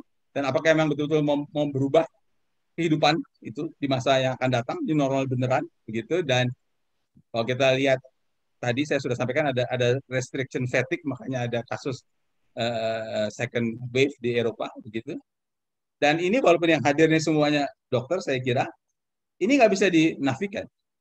Ini memang public health event, ini masalah kesehatan, ini memang penyakit, orang sakit, rumah sakit, puskesmas, ICU, surveillance. Tapi aspek ekonomi, sosial, kultural memang berpengaruh. Ini mau tidak mau harus kita terima, gitu ya. Karena ini sudah mempengaruhi semua sendi kehidupan. Jadi memang tidak mudah menanggulangannya. Harus ada upaya dua-duanya terselamatkan. Gitu. Yang coklat sih cerita persiapan karena sesudah COVID kan ada pandemi lagi entah kapan begitu. Harusnya sudah ada persiapan dari sekarang supaya bagaimana menangani pandemi yang berikutnya. Saya sengaja ini slide ini saya sampaikan pada waktu pertemuan dengan ekonom karena ekonom kan selalu bilang bagaimana pentingnya socio-economic impact segala macam gitu ya. Saya sampaikan saya setuju semua aspek socio-economic political itu, but kesehatan bukan segalanya, tapi tanpa kesehatan segalanya menjadi tidak berarti. Terima kasih Dr. Andika, teman sejawat sekalian. Assalamualaikum warahmatullahi wabarakatuh. Waalaikumsalam warahmatullahi wabarakatuh. Terima kasih Prof. Chandra atas paparannya sangat komprehensif. Saya kira kita sudah menampung banyak sekali pertanyaan terkait reinfeksi dan juga tadi Prof. Juga sampaikan tentang vaksin. Mungkin ada beberapa pertanyaan yang saya rangkum, mungkin nanti bisa dijelaskan oleh Prof. Chandra juga Dr. Vera. Pertama terkait dengan regulasi kita, Prof. Regulasi Kemkes yang tidak memerlukan follow-up swab, hanya isolasi 10 hari. Tapi kaitannya dengan reinfeksi ini bagaimana? Apakah bisa juga kita per definisi kita katakan ini kasus reinfeksi, kalaupun memang kita anggap reinfeksi, bagaimana tata laksananya? Oke, yang pertama, ya. Saya jawab atau saya tunggu, Dr. Andika? Ya, silakan, Prof.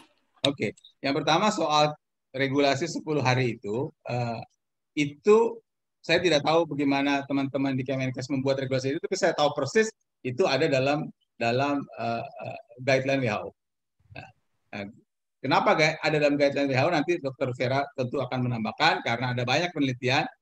Yang salah satu yang dekat aja, Singapura juga bikin penelitian bahwa setelah sekian hari, saya kira Singapura ketemunya kalau nggak salah 11-12 hari, virus edik itu memang rendah sekali, turun sekali begitu ya, sehingga orangnya tidak akan menular lagi, sehingga akhirnya orang bisa keluar dari isolasi. Belum lagi cerita kalau PCR-nya positif berkepanjangan, orangnya udah nggak sakit, gimana? Karena itulah keluar rekomendasi 10 hari itu. Itu rekomendasi dari WHO yang kemudian nampaknya diadop oleh Kementerian Kesehatan itu tentang. Nah, kalau soal bagaimana mendeteksi, memastikan seseorang itu reinfeksi atau tidak, makanya saya sengaja sampaikan 2 flowchart tadi, satu flowchartnya si European CDC, satu flowchart Pan American Health Organization. Walaupun dua-duanya belum jadi dokumen resminya WHO atau Kementerian Kesehatan, paling tidak teman-teman bisa mengikuti flowchart itu untuk mengatakan bahwa ini reinfeksi atau tidak. Soal penanganan klinisnya, Dr. Andika silakan jawab nanti, tapi pada dasarnya kalau dari kasus yang ada ditangani seperti menangani COVID yang sama. Tadi salah satu slide saya itu ada ringkasan gejala, obat, dan tidak ada perbedaan penanganan infeksi ulang dan penanganan infeksi yang pertama. Ya, begitu dari saya, Dr. Vera. Saya yakin akan menambahkan tentang viral shedding dan PCR 10 hari. Silakan, Dr. Vera. Ya, terima kasih. Ya, betul bahwa pedoman yang diadop memang karena sekarang kita mengikuti berdasarkan juga rekomendasi WHO, ada kajiannya, tetapi meskipun WHO itu tidak menghilangkan bahwa kalau yang bisa periksa PCR sih memang dianjurkan periksa PCR ya, tetapi memang berdasarkan studi yang dilakukan ya tadi Prof. Chandra katakan di Singapura juga sudah diketahui bahwa kalau lebih dari 11 hari virusnya udah sulit untuk hidup atau dikultur ya. Kemudian ada yang berpatokan pada CT-nya, jadi kalau CT yang di atas 33 sekian hari dan itu banyak. Dan memang tetapi kita tetap memastikan diagnosis tadi kan menggunakan PCR selain gejala klinik, karena PCR juga kan ada prolong yang PCR positif. Sehingga sering pertanyaan ini pasiennya masih positif terus nih. Tapi gejalanya udah nggak ada. Tapi banget tadi kembali bahwa kita mengevaluasi pasien itu secara komprehensif, tidak hanya dari pemeriksaan umpamanya PCR-nya, tetapi lihat gejalanya, lihat dan hal yang lain-lainnya. Mungkin itu yang bisa saya sampaikan. Jadi kalau untuk menentukan apakah reinfeksi atau tidak dengan tidak adanya pemeriksaan PCR memang agak sulit ya. Dan memang tadi menentukannya kita harus membedakan bahwa virus yang kita peroleh pada infeksi pertama sama yang kedua adalah berbeda. Tadi Prof. Chandra sudah perlihatkan yang katanya memang belum dijadikan guideline, tapi ada alur yang untuk memastikan bahwa ini reinfeksi apa bukan. Karena kalau kita tidak melihat tadi virusnya sama apa enggak dan sebagainya, itu akan sulit ini reinfeksi apa enggak. Ataukah karena kita hanya kalau berpatokan pada PCR ya. Tapi tadi kalau ada gejala klinis dan mungkin pemeriksaan-pemeriksaan lain yang kita perlu tambahkan. Begitu, Dok. Ya, baik. Terima kasih, Dr. Vera. Menyambung yang Dr. Vera sampaikan tadi tentang reinfeksi dan juga reaktivasi, Dok. Jadi ada beberapa kasus misalnya dilakukan pemeriksaan PCR ulang yang setelah pernah negatif, kemudian didapatkan misalnya CT value-nya di atas 30. Apakah kemudian kita anggap ini sebagai reinfeksi atau reaktivasi, Dok? Nah, tadi kan dibahas bahwa sebetulnya kita masih belum tahu apakah infeksi SARS-CoV-2 ini bisa yang kita katakan reaktivasi itu adalah infeksi laten, kemudian dia reaktivasi karena tadi maunya sistem imun kita turun dan sebagainya. Jadi kalau yang tadinya negatif menjadi positif, kita harus yakin benar bahwa pemeriksaannya memang benar ya. Karena tadi ada beragam kit yang ada dengan sensitivity yang berbeda-beda. Kalau dia diperiksa sebelumnya, ini dalam jangka waktu yang tidak terlalu lama ya, sebelumnya dengan kit yang lain, yang berbeda, kemudian diperiksa berikutnya dengan kit yang berbeda yang mempunyai sensitivity beda-beda. Jadi cut off-nya juga ya antar satu kit dengan kit yang lain itu ada perbedaan. Jadi kalau kita mau evaluasi harus menggunakan kit yang sama pada sampel yang sama ya. Jadi kalau mau nasofaring. Kalau umpamanya berbeda-beda, nanti takutnya kita sulit menginterpretasi karena tadi perbedaan lokasi sampel juga bisa mempengaruhi hasil. Kemudian tadi penggunaan kit, mesin, dan sebagainya. Jadi sebaiknya menggunakan alat kit yang sampel yang sama pengambilannya, baru kita bisa mengevaluasi apakah dia tadi positif, apakah menurun, apa meningkat, dan sebagainya. Nah, kalau reaktivasi dikatakan infeksi laten itu kan seperti virus-virus yang lain. Kalau infeksi laten itu dia ada berdiam di dalam tubuh kita, kemudian suatu saat dia bisa keluar kembali, biasanya sih karena sistem imun kita yang ada gangguan, kemudian dia bisa bereaktif atau menjadi infeksi yang aktif. Nah, kalau mengenai tadi bahwa SARS-CoV-2 ini kita masih belum tahu apakah dia bisa menyebabkan infeksi laten, Tapi kalau data dia bisa menginfeksi sel-sel di otak, itu kan tempat yang memang privilege ya, yang sulit dijangkau oleh sistem imun. Kemungkinan bisa, tapi kita belum punya datanya ya untuk itu, karena penelitian bahwa SARS-CoV-2 itu memang ditemukan di sel-sel otak dan sebagainya, itu kita belum ada laporannya ya. Begitu, Dok. Ya, baik, terima kasih Dr. Vera. Selanjutnya pertanyaan ke Prof. Chandra juga Dr. Vera mengenai vaksinasi, Prof. Ya, jadi ada pertanyaan terkait vaksinasi. Apakah sebelum vaksinasi masih diperlukan pemeriksaan serologi dan apakah ada informasi mengenai durasi masa kekebalannya tadi mungkin Prof. sudah sampaikan. Tapi kalau sudah 2 kali vaksinasi, apakah kita anggap imunnya sudah seumur hidup? Mungkin bisa jelaskan, Prof. Prof masih di mute, Prof. Sorry. Saya mau usul ke Dr. Andika dan juga ke Dr. Vera soal reinfeksi. Jadi kalau sekarang mungkin di persahabatan atau teman-teman yang lain ada dugaan atau memikirkan kemungkinan ini reinfeksi apa enggak begitu ya, mungkin akan bagus kalau kasusnya dikirimkan untuk evaluasi genomik yang lebih lengkap gitu. Jadi itu akan lebih meyakinkan kita ini infeksi ulang atau bukan. Itu kalau Jakarta saya kira kan itu bisa dilakukan. Jadi kalau Dr. Andika dan teman-teman ketemu dugaan-dugaan seperti itu bisa langsung komunikasi dengan Dr. Vera dan tim sehingga akan lebih akurat statement kita mengatakan reinfeksi atau tidak. Salah satu pendapat ini memang bukan virologi dan bukan klinis ya. Salah satu pendapat WHO yang menyebutkan ini masih sangat jarang adalah walaupun kita tidak cari kasusnya, tapi kalau betul reinfeksi ini terjadi begitu mudahnya begitu, maka masa sih dari sudah sekian puluh juta kok nggak ketangkep sekian banyak gitu.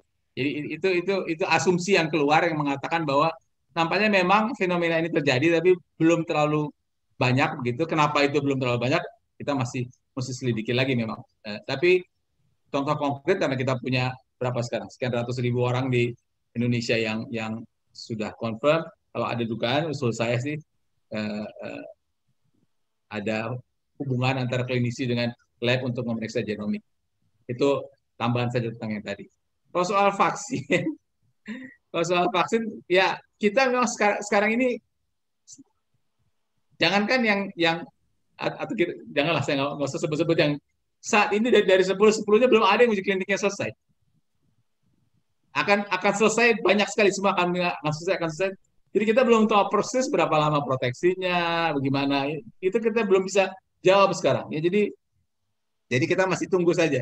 Nah, makanya keluar dengan berbagai data bahwa antibodi itu turun, bahwa ada kemungkinan bahwa sudah ada laporan infeksi ulang, itu kan sebenarnya ingin mengatakan bahwa nampaknya ini kalau bahasa Inggrisnya kan short lived. Jadi jangka perlindungannya akan pendek. Berapa pendek kita tidak tahu. Tapi kan kita tahu ada vaksin lain yang juga short lived ya. Karena tadi contoh saya lagi bicara tentang umroh dan saya tahu moderator ini kan Ustadz berkemuka begitu. Kita tahu kok semua yang vaksin meningitis buat umroh kan juga harus diulang. Jadi memang kalau vaksin harus diulang itu hal yang wajar. Jadi tapi memang nampaknya akan short lived. Ya, nampaknya. Tapi kita tunggulah hasil uji klinik fase 3 nanti bagaimana. Dan yang kedua yang cerita bahwa kalau toh efektivitasnya hanya 50-60%, maka yang sisanya itu mungkin sakit tapi gejala tidak terlalu berat, itu sudah keluar pada waktu sudah banyak laporan tentang vaksin influenza. Vaksin influenza juga proteksi tidak 100%, tapi mereka yang disuntikan juga memang lebih rendah gejalanya gitu. Jadi Dr. Andika, saya sekian puluh tahun lalu waktu haji itu juga dapat vaksin influenza misalnya, dan memang waktu saya sakit sakitnya nggak terlalu berat ya, nggak tahu gara-gara waktu sholatnya memang vaksinnya saya nggak tahu itu, tapi yang jelas itu. Jadi itu memang terjadi. Ini bukan. Nah, hal yang ketiga yang ingin saya sampaikan adalah Dr. Vera mungkin juga bisa menambahkan saya lupa saya baca dari mana beberapa waktu yang lalu. Jadi antibodi yang terbentuk atau katakanlah kekebalan yang terbentuk gara-gara orang habis sakit itu memang berbeda dengan kekebalan yang terbentuk gara-gara divaksin. Berbeda dalam pengertian pada waktu orang memberikan vaksin dia bisa memberikan bisa manipulasi tertentu begitu prosesnya sehingga pas spike-nya mungkin pas begitu atau reseptornya pas sehingga kita bisa mengharapkan quote unquote bisa mengharapkan bahwa kekebalan yang timbul akibat vaksin bisa lebih baik dari kekebalan yang timbul akibat natural immunity gara-gara dia sakit. Ini adalah beberapa hal yang saat ini sedang dibicarakan tentang vaksin dan sekali lagi memang bagus kalau kita tunggu hasil uji kliniknya sehingga kita bisa dapat gambaran yang lebih lengkap. Dan soal seumur hidup sudah saya jawab tadi. Itu yang dari saya, Dr. Andika. Saya yakin Dr. Vera, vaksinolog, virolog akan memberikan penjelasan yang lebih konkret tentang hal ini. Terima kasih. Terima kasih, Prof. Silakan, Dr. Vera. Ya, terima kasih, Prof. Ya, memang bahwa rasanya sih kalau untuk vaksin untuk kekebalan seumur hidup tidak, karena kan contohnya juga ada yang seperti influenza itu juga selain tadi yang kalau vaksin itu setiap tahun kan vaksinnya diganti sesuai dengan virus yang beredar. Nah, kita memang masih belum tahu mengenai SARS-CoV-2, tapi kalau tadi kita sudah bahas juga bahwa udah terjadi tuh adanya mutasi-mutasi pada tempat-tempat yang pelekatan reseptor dengan reseptor di AC2 dengan yang ada di virus untuk tadi beberapa macam penelitian yang memperlihatkan hal demikian yang berarti bahwa kemungkinan adanya perubahan-perubahan itu bisa. Tadi betul bahwa Prof. Chandra kalau vaksin itu lebih terfokus pada apa? Karena tadi pengembangan vaksin tergantung dari vaksinnya kan. Ada yang virus dilemahkan, virus mati, kemudian ada yang rekombinan. Nah, itu di situ yang kemudian kita bisa memfokuskan pada daerah-daerah atau epitop tertentu yang diharapkan bisa menginduksi respon netralisasi yang kita harapkan. Jadi memang mengenai pengembangan vaksin ini selain di dunia juga ada berpuluh-puluh bahkan ada 100 berapa lebih yang mengembangkan dan yang baru sampai ke uji klinis cuman beberapa yang bisa dihitung tadi kurang lebih 10-an gitu ya. Dan belum ada yang selesai sehingga kita juga tidak tahu bahwa kekebalan yang dibentuk akan berapa lama kemudian, tetapi kalau kita melihat dari data yang ada dari pasien-pasien yang sudah ada itu ternyata mungkin kekebalannya tidak berumur panjang meskipun tadi kalau vaksin mungkin agak berbeda ya, tapi ada pemberian yang berulang-ulang dan sebagainya. Nah, saya rasa itu yang bisa saya tambahkan. Begitu, Dr. Andika. Terima kasih, Dr. Vera. Saya melihat banyak sekali pertanyaan terkait infeksi ini. Salah satunya mungkin nanti, walaupun Dr. Vera dan Prof. Chandra sudah menyampaikan, mungkin bisa dipertegas Prof. Dr. Vera dan Prof. Chandra mengenai reinfeksi. Kita tahu reinfeksi itu bisa terjadi pada seseorang kalau genom virusnya atau isolatnya berbeda, tapi juga apakah dimungkinkan kalau isolatnya atau sekuensinya sama, apa yang menyebabkan bisa terjadi reinfeksi? Mungkin Dr. Vera dulu, Dok. Ya, terima kasih. Jadi tadi untuk terjadinya infeksi itu kan ada beberapa faktor yang berperan. Pertama pastinya sistem imunitas kita. Nah, tadi kalau melihat dari yang dilaporkan beberapa dari yang mengalami reinfeksi itu ketika diperiksa antibodinya itu negatif. Kemudian baru ada setelah ada terjadi reinfeksi. Jadi kemungkinan imunitas juga berperan dalam menghadapi reinfeksi ini. Nah, apakah bisa virus yang sama nanti menginfeksi? Nah, kalau tadi respon imunnya kita tidak optimal terbentuk, bisa saja. Karena kan mungkin antibodi netralisasinya belum ada atau tidak ada, ya. Kemudian terinfeksi oleh yang sama. Tapi kalau sistem imunitasnya baik, tentu sudah ada antibodi netralisasi. Jadi kemungkinan reinfeksi dengan virus yang sama itu kecil, ya. Jadi ada yang penelitian di hewan model. Jadi yang tadi yang kemudian saya ceritakan bahwa pada monyet yang diberi antibodi netralisasi, kemudian di challenge dengan virus yang sama, itu tidak terjadi sakit. Jadi kalau masih ada antibodi netralisasi, maka dia akan menghambat. Sementara pada beberapa laporan itu yang terlihat bahwa virusnya yang kedua berbeda dengan yang pertama. Terjadi perubahan. Jadi ada beberapa yang melihat pada RBD-nya memang terjadi perubahan, sehingga kemungkinan selain bahwa virus itu menjadi lebih infektif, ya, itu bisa juga karena antibodi netralisasinya tidak bisa menetralisasi virus. Jadi itu kemungkinannya yang bisa saya tahu. Terima kasih. Ya. Ada Prof. Chandra, Prof. Soalnya mesti agak dibalik sedikit ya. Jadi kenapa sih kemudian keluar cerita bahwa ya, infeksi yang kedua berbeda dengan yang pertama? Karena untuk menyelesaikan cara yang mudah dalam pengertian mudah diikuti secara logika bahwa ini laten reaktivasi atau infeksi baru yang kedua, ya. Karena kalau virusnya sama, nanti orang berdebat panjang, ini virus sama, jangan-jangan virus yang dulu sekarang masih ada begitu. Kenapa kebetulan kasus-kasus ini kebetulan memang virusnya berbeda? Itu menunjukkan bahwa ini infeksi baru, infeksi yang kedua, bukan infeksi yang pertama berkepanjangan. Bahwa apakah infeksi pertama virus yang sama persis kemudian bisa datang lagi di infeksi yang kedua, itu tadi Dr. Vera udah jawab, tapi penjelasan mengatakan bahwa ini virusnya berbeda, proteinnya beda, segala macam beda, itu untuk meyakinkan kita begitu, ya. Kan webinar ini dibuat untuk meyakinkan kita semua reinfeksi itu ada apa nggak ada begitu. Nah itu untuk membuktikan beneran bahwa itu memang ada. Ya, tentu saja kemungkinan lain kalau dia virusnya sama, itu perdebatan jadi makin panjang lagi. Terus yang kedua, Dr. Andika, sebelum saya tidak mau agak ada salah persepsi, saya ingin sampaikan bahwa dengan segala hasilnya vaksin itu, saya kira sebagian besar ahli sekarang sepakat bahwa vaksin itu akan ada. Apakah 10-10-nya, apa sebagian dari 10-10-nya, itu cerita nomor 2. Tapi vaksin itu akan ada dalam waktu tidak terlalu lama lagi. Cuman memang soal efektivitas, berapa lama proteksi, itu yang kita masih tunggu hasilnya. Tapi bahwa vaksinnya akan ada apa tidak akan ada, vaksinnya akan ada. Saya kira sebagian besar sependapat hal itu. Itu tambahan saja tentang vaksin. Terima kasih. Ya, terima kasih, Prof.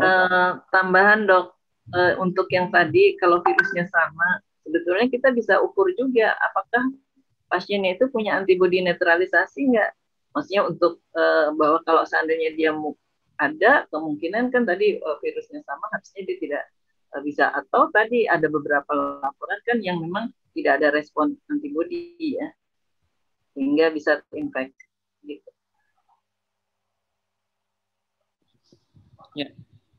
Selanjutnya terkait mutasi, Dr. Vera. Apakah memang mutasi virus ini merupakan penyebab utama terjadi reinfeksi, dan kalau kaitannya dengan vaksin bagaimana, Dok? Dr. Vera?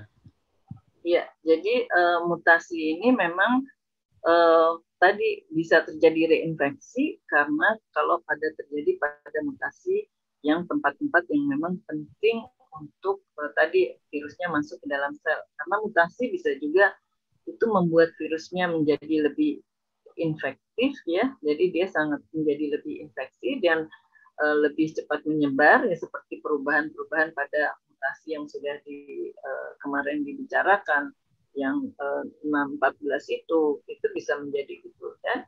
Tadi bisa memang karena dia virus RNA, mutasi itu sebetulnya bisa terjadi, hanya seberapa banyak mutasi terjadi, kemudian pada tempat yang mana terjadi mutasi, itu yang nanti akan menentukan bahwa virusnya itu nanti akan apakah dia lebih mudah menginfeksi dan sebagainya gitu, Dok.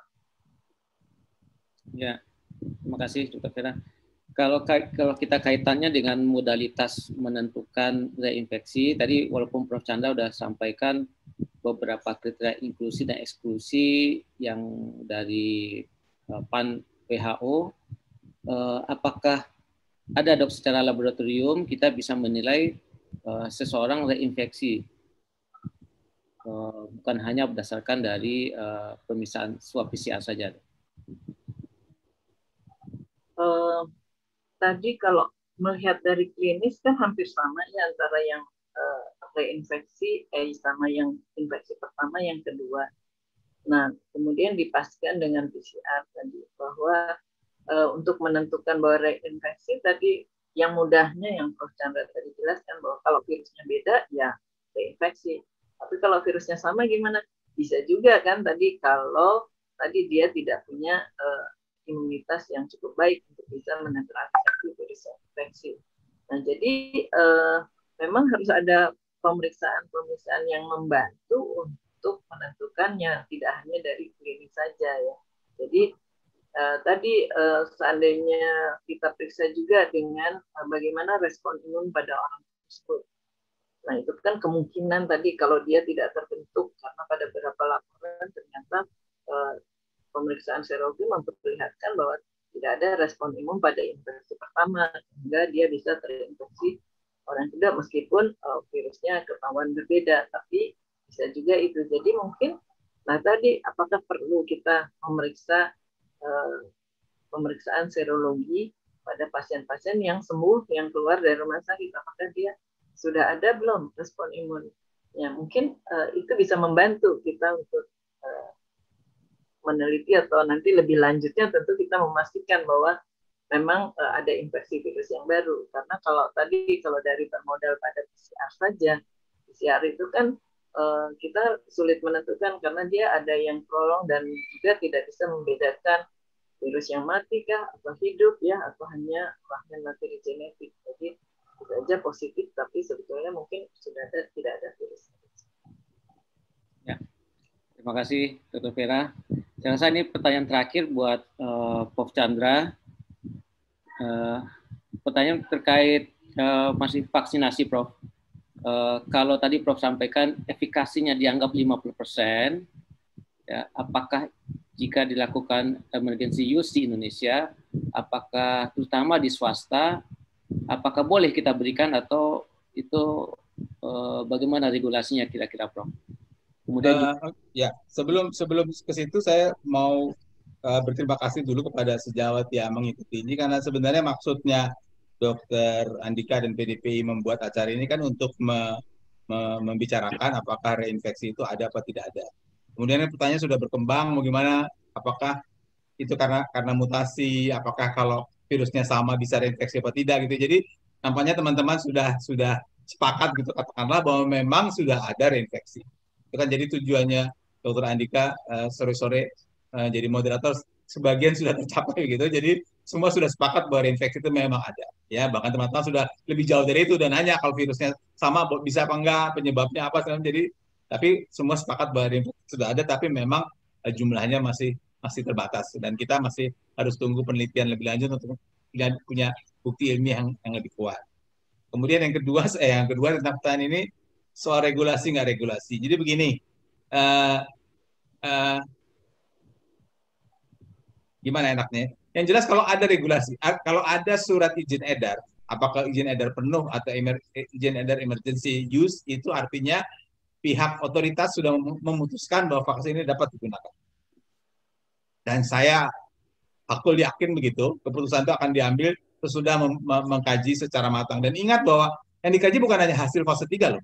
Mereka akan mengkaji hasil fase 1, fase 2 juga digabungkan dengan semuanya, kemudian baru mereka keluarkan apakah izin edar yang penuh, apakah emergency use of authorization. Jadi kalau sudah sampai dikeluarkan oleh otoritas, maka tentu itu memang layak beredar, dapat diberikan. Gitu. Hanya saja kalau emergency use tentu sewaktu-waktu bisa diberikan. Sebenarnya izin edar juga sewaktu-waktu bisa diberikan. Artinya kita masih terus tetap awasi selama vaksin itu diberikan bagaimana dampaknya kepada manusia baik dari kacamata efektivitas maupun kacamata keamanan. Tapi kan keamanan sudah lewat fase 1, fase 2. Fase 3 sekian puluh ribu juga sudah aman begitu ya. Efektivitas 50% itu kita bisa bahas berikutnya. Jadi saya sih masih positive thinking gitu kalau izin edar keluar atau emergency use keluar, maka itu artinya secara ilmiah dan secara regulatory ini sudah bisa beredar, gitu ya. Asal izin edarnya sudah keluar atau emergency use sudah keluar sesuai dengan syarat-syarat itu. Tentu akan baik kalau emergency use tentu akan baik kalau secara transparan dikemukakan kepada publik begitu. Ini yang sudah dilakukan, penelitiannya seperti ini, hasilnya seperti ini, dan sekarang emergency use kita keluarkan sambil terus diamati gitu. Saya nggak mau masuk terlalu dalam ke aspek-aspek di luar itu, jadi pokoknya secara regulasi kalau mereka sudah keluarkan kita perlu percaya bahwa itu sudah ditangani dengan sangat mantap. Sekali lagi, akan lebih bagus kalau plus diberikan transparansi, ini loh datanya, sehingga semua orang tahu. Jadi kita bisa lebih yakin untuk mengikuti regulasi, artinya ya keputusan yang ada gitu. Ya, terakhir Prof, terkait sekali lagi terkait KMK, ini masih teman-teman masih bingung gimana kita mau mendiagnosis infeksi kalau KMK-nya mengatakan tidak perlu follow up swab. Jadi gini, ini cerita gimana memeriksa infeksi ulang, maksudnya atau infeksi biasa? Karena kalau infeksi biasa kan kita tetap pakai PCR pada saat awalnya. Atau kalau toh sekarang mau mungkin akan dimasukkan antigen gitu ya. Sebelum saya lupa, kalau toh kita memasukkan antigen, jadi kan teman-teman tentu sudah tahu bahwa di dalam rekomendasi WHO itu yang dianjurkan adalah PCR, rapid test antibody tidak dianjurkan untuk diagnosis pasien, tapi rapid test antibody dianjurkan untuk uji serologi untuk tahu. Nah, kemudian pada bulan September keluarlah, nah ini juga emergency use, keluarlah AUL, karena kalau yang WHO punya kan AUL, emergency use of listing, yang mengatakan bahwa ternyata kita bisa pakai rapid test antigen. Hanya ada syaratnya loh. Syaratnya nomor 1, sensitivitas spesifitas sekian persen. Jadi tidak semua merek yang dianjurkan. Harus sensitivitas sekian persen. Yang kedua, seperti yang Dr. Vera katakan, ini diberikan kalau fasilitas PCR memang tidak tersedia gitu ya. Jadi kalau PCR ada, pakai PCR lah. Jadi itu memang itu rekomendasi. Jadi kalau fase awal, bukan fase awal, pertama diagnosis tentu saja memang harus dengan PCR. Nah, kemudian kan kenapa ada cerita 10 hari itu, kan ini untuk membuat, kan kalimat pertamanya adalah 10 orang boleh dinyatakan bebas dari isolasi. Bukan bebas dari penyakit sebenarnya. Orang tidak harus diisolasi lagi kalau 10 hari sudah bebas, plus kalau 3 hari dengan simptomatis tanpa harus memeriksa PCR lagi. Tadi sudah kita bahas karena PCR bisa berulang-ulang positif, kemudian membingungkan, dan juga sudah ada bukti bahwa viral shedding itu sangat turun pada hari ke-10 sekian belas, jadi orang tidak harus diisolasi lagi. Tapi kalau cerita infeksi ulang lain lagi ceritanya. Infeksi ulang kan kalau kita ikutin yang ECDC maupun yang PAHO, dua-duanya mengharapkan ada gap memang. Ada gap gitu, memang gapnya waktu itu sih kalimat itu masih menggunakan PCR negatif. Tapi kita lihat perkembangannya, gap itu juga bisa sekian bulan gitu. Ini kan 10 hari selesai, kemudian sakit lagi, nah, itu cerita lain. Memang tidak sesederhana itu menggabungkan infeksi ulang ini dengan KMK. Ini bukan hanya KMK, karena ini guideline WHO sebenarnya. Itu Dr. Andika. Ya, baik. Terima kasih Prof. Chandra. Saya rasa waktu kita udah lewat 15 menit. Mungkin sebelum kita tutup, kami minta dulu mungkin statement terakhir dari Dr. Vera mengenai reinfeksi. Silakan, Dok. Ya, jadi tadi seperti sudah kita diskusikan bahwa reinfeksi itu ada nyata ya. Jadi memang itu yang perlu kita sadari bahwa untuk tetap supaya tidak terjadi infeksi lagi, tentu menerapkan protokol kesehatan dengan benar ya. Karena reinfeksi yang tadi berdasarkan laporan juga itu kan karena dia terpapar ulang. Mengingat bahwa orang yang telah terpapar atau telah sembuh itu pemeriksaan dari respon imunnya kita masih belum tahu. Jadi ada yang memberi respon imun yang mungkin baik dan mungkin ada yang tidak, buktinya dari yang reinfeksi tadi. Jadi saya rasa biar bagaimana kita tetap sambil menunggu, tentu bila pula sudah ada vaksin, tetap menerapkan protokol kesehatan dengan benar. Saya rasa itu yang dari saya. Baik, terima kasih Dr. Vera. Mungkin selanjutnya Prof. Chandra, Prof. Ya, hanya melengkapi saja yang dari Dr. Vera, bahwa infeksi ulang sudah ada, dan memang jumlahnya sejauh ini relatif masih terbatas. Paling tidak yang dilaporkan di perpustakaan masih sangat terbatas. Nah, tapi itu tentu tidak menutup kemungkinan bahwa kita meneliti lebih lanjut bagaimana dampak infeksi ulang ini baik terhadap penurunan kekebalan dan kemudian dampaknya terhadap vaksin. Tapi dengan bukti yang ada sampai sejauh ini, memang kalau bicara vaksin, kita akan gunakan vaksin yang keluar dari hasil salah satu di antara 10 atau yang lain nanti sudah ikut mempertimbangkan laporan adanya infeksi ulang pada sebagian kecil atau ya pada sejumlah kecil kasus-kasus infeksi ulang yang sekarang ada ini. Yang terakhir seperti saya sudah sampaikan tadi, saya sih usul konkret saja kalau ada dugaan infeksi ulang maka teman-teman klinisi bisa berkomunikasi lebih erat dengan teman-teman laboratorium sehingga kita bisa keluar dengan data yang pasti untuk mengatakan infeksi ini apakah infeksi ulang atau tidak. Terima kasih Dr. Andika. Ya, saya boleh tambahkan mungkin tadi terkait sama usulannya Prof. Chandra, memang di kami juga ada beberapa penelitian yang meneliti mengenai analisis genom virus ya, tapi secara umum gitu. Dan kemudian di tim saya sendiri sedang mengembangkan untuk pemeriksaan antibodi netralisasi menggunakan pseudovirus ya. Jadi bisa nanti kemarin itu juga kita sudah mencoba untuk memeriksa antibodi terhadap glikoprotein atau spike tadi yang untuk menentukan apakah netralisasi dan itu sedang dijalankan di kami di laboratorium di tim UI FKUI. Terima kasih. Baik, terima kasih Dr. Vera dan Prof. Chandra atas uraiannya yang komprehensif dan juga meyakinkan banyak orang sebenarnya bahwa infeksi itu ada walaupun masih sangat jarang ya, tapi itu ada. Kemudian saya sebagai moderator mengucapkan terima kasih kepada Perhimpunan Dokter Paru Indonesia yang senantiasa memberikan pencerahan bagi kita semua. Mudah-mudahan webinar PDPI ini bisa terus berlangsung dan memberikan manfaat bagi kita semua. Tak lupa saya juga mengucapkan terima kasih kepada semua sejawat yang sampai jam 4 hari Minggu ini masih hadir ya untuk mendengarkan uraian tentang reinfeksi. Sekali lagi terima kasih dan saya akhiri dengan Assalamualaikum warahmatullahi wabarakatuh. Waalaikumsalam warahmatullahi wabarakatuh. Terakhir untuk sejawat yang belum mengisi link absen bisa mengisinya di link yang sudah tertulis di screen. Sekali lagi terima kasih Dr. Vera dan Prof. Chandra. Sama-sama, saya live ya. Ya Dok, terima kasih Prof.